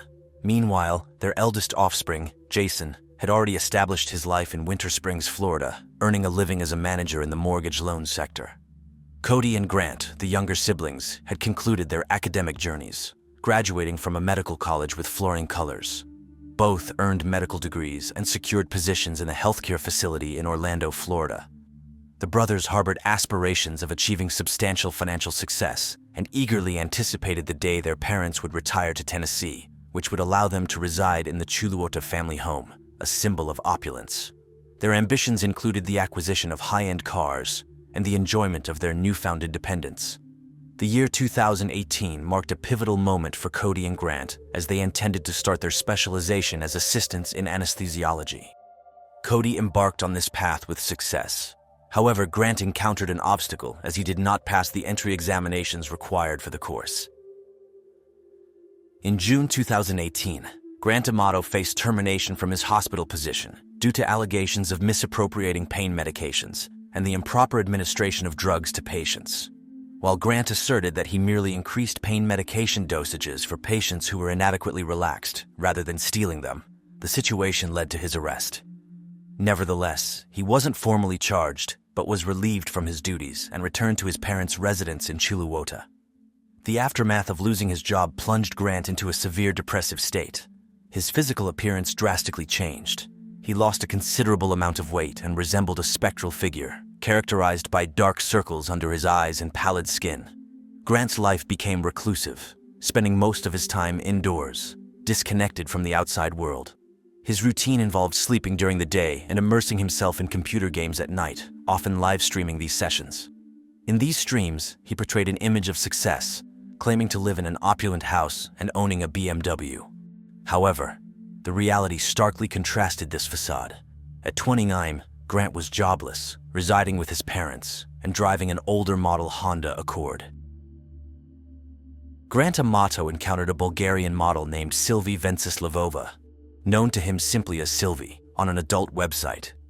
He became engrossed in her performances, spending hours each night watching her through a webcam, with expenses amounting to around $600 nightly. As their interaction progressed, Grant began lavishing Sylvie with gifts, including clothes and adult toys. He perceived her as his girlfriend, despite her not reciprocating his affection. However, she did acknowledge his generous gestures. Unbeknownst to Sylvie, Grant was not transparent about his financial status. In fact, he resorted to pilfering funds from his father and brother to sustain his expenditures. Over a 3-month span, Grant squandered $200,000 on his virtual engagements, even going as far as taking out a loan. Occasionally, he would send videos to Sylvie, pleading for complimentary videos in return. Eventually, Grant's financial predicament came to light within his family. He misled them by claiming the money was used to boost his profile as a gamer on a live streaming platform. Despite these revelations, his family stood by him. His father shouldered the responsibility of settling his son's debts and also bore the legal expenses pertaining to the case involving Grant's theft of medication. In December 2018, there was a brief glimmer of hope in Grant Amato's troubled life when his brother Cody extended an invitation for a trip to Japan, generously covering all costs. This excursion brought a moment of joy to the brothers, hinting at a positive turn in Grant's life. Yet the familial harmony was short-lived as tensions within the Amato household intensified post-trip. Chad Amato, the father, frequently clashed with Grant over his unemployment and apparent reliance on the family. On December 19, 2018, following another heated disagreement, Grant vacated the family home. He conveyed a message to his mother, Margaret, expressing his exhaustion with the situation and his intent to independently resolve his issues. Concerned, Margaret contacted the police to report her 29-year-old son missing. It was later unearthed that Grant had sought refuge at his Aunt Dornie Amato's residence, located roughly 40 miles from Chilota. There, Grant's routine involved spending his days asleep and nights engaged with the computer. A startling discovery was made by Grant's aunt when she noticed an unauthorized transaction from her bank account to an adult website. She promptly notified Chad Amato of this revelation. In a bid to prevent further legal complications, Chad urged Donnie not to involve the police and reimbursed her for the misappropriated funds. During this exchange, Chad confided in his sister about the substantial debts he had accrued due to Grant's financial recklessness. He lamented that he would have to extend his working years significantly to repay the loans. On the 22nd of December 2018, a family intervention took place. Grant's parents, Chad and Margaret Amato, along with his brothers Jason and Cody, visited Grant at Aunt Donnie's house. They confronted Grant about his urgent need for help, persuading him to attend a rehabilitation center. The purpose of this intervention was to address Grant's addiction to pornography, and he was enrolled in a 2-month treatment program. During Grant's stay at the rehabilitation center, Chad Amato took a proactive step in resolving the situation. He reached out to Sylvia, the model with whom Grant had been interacting, and revealed the true extent of his son's actions and the financial burdens he had incurred. Sylvia, upon learning of these circumstances, assured Chad that she would cease all communication with Grant. In an effort to further mitigate the situation, Chad cleared all data from Grant's computer and secured it with a new password, ensuring Grant would not be able to access it upon his return. The cost of the rehabilitation program, a substantial $15,000, was entirely funded by Grant's brother, Cody Amato. However, Grant's commitment to the program was short-lived. After just 2 weeks, he chose to voluntarily leave the facility and return to his family home. On the 5th of January 2019, a pivotal family meeting occurred when Chad Amato took his son Grant to a pizzeria. The purpose of this meeting was to lay down a set of strict conditions that Grant needed to adhere to if he wished to continue residing in the family home. Chad had prepared a list of handwritten rules that encompassed the following stipulations. Grant was required to cease his habit of staying up late at night using the computer. He must end all forms of communication with Sylvia, the individual he met online. He needed to actively seek employment. It was imperative for him to start repaying the debts he owed to his parents. He should pursue medical assistance if it was deemed necessary. These rules were non-negotiable, and Chad made it clear that any failure to comply or violation of these terms would result in Grant being either expelled from the Amato household or potentially enlisted in military service. Grant, acknowledging the gravity of the situation, agreed to abide by these newly established rules. However, the events that unfolded subsequently would irrevocably alter the lives of the Amato family members. On the 25th of January 2019, Cody Amato's unexpected absence from his workplace at the Orlando Medical Center sparked concern among his colleagues. Known for his impeccable attendance record, Cody had not missed a single day of work in 5 years, making his absence particularly alarming. Seeking answers, his colleagues reached out to one of Cody's close friends, inquiring about his whereabouts. The friend was unable to provide Cody's current location, but shared a crucial detail. The previous evening, Cody's father had called him, requesting his immediate return home after work. Given the well-known troubles within the Amato family, Cody's colleagues were deeply worried about his safety. To ensure his well-being, they decided to involve law enforcement. They contacted the local police, requesting that an officer be dispatched to the Amato family home in Chulora for a welfare check. Upon arrival, the police saw Cody's car in the driveway. The officers attempted to make contact with someone inside by ringing the doorbell, knocking on the door, and even using the siren of their patrol car, but there was no response from inside. The police also tried calling all mobile phones belonging to the Amato family, but no one answered. After getting permission from their superiors, the police decided to enter the house by breaking open a side door. What they found inside filled them with real horror. In the connecting area between the home gym and the garage, the body of Cody Amato was found in a fetal position. He had a gunshot wound below his eye, and the gun was located about 5 feet from his body. In the kitchen, Chad Amato was found lying on his back on the floor. He had suffered 2 gunshot wounds to the head. A holster with a pistol was attached to his thigh. Margaret Amato, the mother, was discovered in her office, slumped over her computer desk. She had been shot once in the head. There were no indications of forced entry into the Amato residence, and all valuable items appeared to be untouched.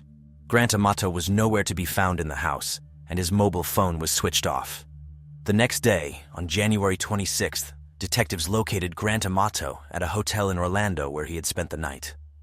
During the search of his hotel room, they found several credit cards belonging to his brother Cody and his father Chad. Grant Amato was summoned for questioning at the police station, where he voluntarily cooperated with the investigators. In the course of the interrogation, he acknowledged his deep involvement in computer gaming.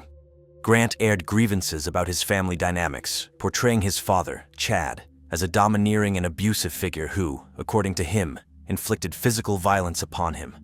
He also disclosed conflicts with his mother, Margaret, and his brother, Jason, but clarified that Chad never physically abused Cody. Grant confessed to having used a substantial amount of his father's money for interactions with the model, Sylvia, and expressed remorse over these expenditures. Throughout the 3-hour interrogation, Grant elaborated on various aspects of his family life. Notably, during this entire time, he did not inquire about the well-being or status of his parents and brother. After questioning Grant Amato for 3 hours, the detectives decided to introduce photographs from the crime scene into the interrogation. This action visibly altered Grant's emotional demeanor. He began to cry. Despite this emotional response, he maintained his stance, continuing to assert that he had no knowledge of who might have committed the murders of his family members. In a dramatic turn, Jason, Grant's older brother, was brought into the interrogation room. He earnestly implored Grant to disclose the truth. However, Grant chose to remain silent in the face of his brother's pleas. Jason's whereabouts on the day of the crime, January 24th, were accounted for with a solid alibi. He was at his workplace until 6 p.m. that evening, following which he went to dine with his longtime friend, Christina, and her 2 daughters. He spent the entire evening in their company. The next morning, Jason continued his routine by dropping Christina's daughters off at school before proceeding to his workplace. According to Grant Amato's account of the events on January 24th, he was at home all day preparing for a job interview. The situation escalated when his father, Chad, returned from work and discovered that Grant was still communicating with Sylvia via Twitter using his mother's mobile phone. Grant maintained that his mother had permitted him to use her phone, even though this communication was against the family rules set for him. An argument ensued during which Chad grabbed Grant by the shirt and instructed him to leave the house. Grant then packed his things and left, with his father following him out. They had a prolonged conversation on the driveway, lasting about an hour and a half. During this conversation, Chad handed Grant a credit card, which he later used to pay for a hotel room. Grant's account continued with the arrival of his brother Cody at the family home around midnight. Grant briefly spoke with Cody, bid farewell to his family, and loaded his belongings into his car. By approximately 12 a.m., he drove to a local grocery store, where he used free Wi-Fi to check the directions for his job interview scheduled the next morning. He eventually fell asleep in his car. Waking up around 7 a.m., Grant attended his job interview and initially planned to return to his parents' house afterwards. However, upon seeing police cars and a news van near the house, he chose not to go there. Instead, he headed to a local bakery where he sat at the table and read the major news headlines about the shooting at his parents' residence. Despite Grant's insistence on his innocence, nobody seemed to believe him. Cody's girlfriend, Sloan Young, disclosed that Grant had stolen approximately $60,000 from his brother. She also stated that Cody had confessed to her once that he was afraid of Grant, who was capable of criminal actions.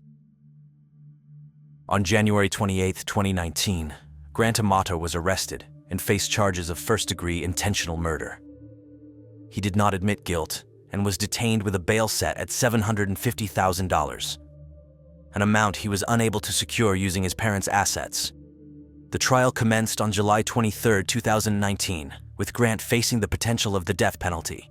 The prosecution's argument hinged on the fact that there were no signs of forced entry into the Amato home, and all valuable items, including gaming consoles, TVs, computers, and jewelry, were found intact. Digital forensic experts scrutinized the electronic devices from the Amato residence. Their analysis yielded a timeline of the events on January 24th. Grant was at home all day with his mother, Margaret. Her computer's last activity was at 4:44 p.m., leading the prosecution to surmise that Margaret was shot by Grant around 4:45 p.m. while she was at her desk. Chad Amato's health app on his smartphone registered 67 steps at 5:25 p.m., likely from his car to the house. Subsequently, there was a 27-minute period of inactivity on his phone, indicating that Chad was shot shortly after entering the house. The initial shot didn't prove fatal, evidenced by a blood trail showing he tried to crawl towards the phone before being shot a second time by Grant. At 5:52 p.m., Chad's phone was unlocked, and its screen lock settings were altered. Grant stayed in the house for over 4 hours, awaiting his brother Cody. Cody left his workplace at 9:45 p.m. and headed home. Upon entering, he was instantly shot dead. Grant inserted a flash drive into his computer at 11:32 p.m., containing 600 photos and videos of Sylvia. This flash drive was later found in Grant's pocket. Using his father's fingerprint, Grant accessed Chad's banking app at 12:08 a.m. He also tried to enter a banking app on Cody's phone, but didn't know the password, attempting a reset. At 2:54 a.m., Grant connected to the Wi-Fi at a grocery store. At 3:06 a.m., he paid $600 to regain access to his account on the adult website where Sylvia worked. Throughout the interrogation and subsequent trial, Grant Amato maintained his narrative, attempting to persuade everyone that it was Cody who had murdered their parents before taking his own life, supposedly evidenced by the gun found near him. However, the prosecution presented a contrasting theory. The prosecutor argued that Grant had deliberately placed the gun holster with the pistol on Chad's right thigh to simulate a struggle between Chad and Cody. This arrangement was scrutinized because it was a cross-draw holster, which, for a right-handed person like Chad, would customarily be worn on the left thigh. Witnesses who knew Chad testified that he never carried a weapon while at home, further casting doubt on this scenario. The detectives believed that the bodies of Chad and Cody had been repositioned post-mortem. The entry wound on the back of Chad's head suggested he should have been found face down, yet he was discovered face up, implying his body had been flipped. Additionally, the presence of 2 distinct blood pools near Cody's body raised further suspicions. The larger pool near his ankles and a smaller one under his head, where the fatal shot had occurred, indicated that his body too had been shifted after death. A key element in the investigation was the finding that none of the 3 pistols discovered at the crime scene were used in the killings. This revelation led to questions about the actual weapon used in the commission of the murders. The forensic expert's analysis contradicted Grant Amato's claim that his brother Cody had committed suicide. Evidence suggested that Cody was shot from a distance, not at close range as would be expected in a self-inflicted shooting. In contrast, both Margaret and Chad were determined to have been shot at close range. Adding to the complexities of the case, a friend of both Cody and Grant reported a missing gun from his house. Although he didn't immediately notice its absence, he eventually reported it to the police upon realizing it was gone. The investigator noted that the characteristics of the missing gun matched the description of the murder weapon. However, since the gun was never found, this link could not be definitively confirmed. Further insights into Grant's motive emerged, revealing his deep-seated resentment towards his family for restricting his communication with Sylvia, with whom he believed he had a serious relationship. This resentment was highlighted in the case against Grant, particularly through a letter he wrote to his online friends, a group of 6 men with whom he interacted in a group chat involving Sylvia.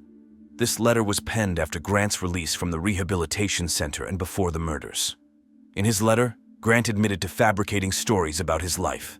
Contrary to what he had claimed, he was living with his parents, not a professional gamer, unemployed, and did not own a BMW. He expressed his frustration towards his family on several fronts. Primarily, he was disgruntled about being coerced into the rehabilitation program. However, his utmost anger was directed towards his father for reaching out to Sylvia and disclosing the truth about Grant's situation. In the letter, Grant lamented, "My heart is breaking into pieces, realizing how meaningless my life is without her." In court, Grant's older brother, Jason Amato, testified that their family was close-knit until Grant started having work-related problems. He emphasized that their father had never physically harmed the brothers or their mother and never verbally abused them. Grant Amato's defense team argued that the detectives quickly focused their investigation on Grant without seriously considering other suspects. According to the defense attorney, all statements made by the prosecution were mere speculation. The defense also noted that at 23:51 on January 25th, Cody sent Chad a message saying, "Dad, delete the Blink app for the 3rd time." At 0:31 on January 25th, the Blink app was deleted from Chad's phone.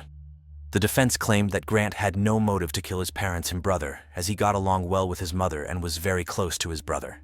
Additionally, the family always provided him with money when he requested it. No physical evidence directly linked Grant Amato to the crime, including the DNA of his family members or the murder weapon. Additionally, Grant's DNA was not found on any of the victims. The defense highlighted that Grant had no access to firearms, as he had previously sold his own to finance his interactions with Sylvia. His father, Chad, did own a gun, which was kept in a safe, but Grant was not privy to the combination. Despite the absence of physical evidence, on July 31st, 2019, the jury convicted Grant Amato of first-degree premeditated murder. In reaching their verdict, the jury considered various factors, including Grant's age, his background as a medical assistant, his academic achievements in college, and his dedication to a profession centered around providing medical care. Following the conviction on August 12, 2019, Grant Amato was sentenced to life imprisonment without the possibility of parole.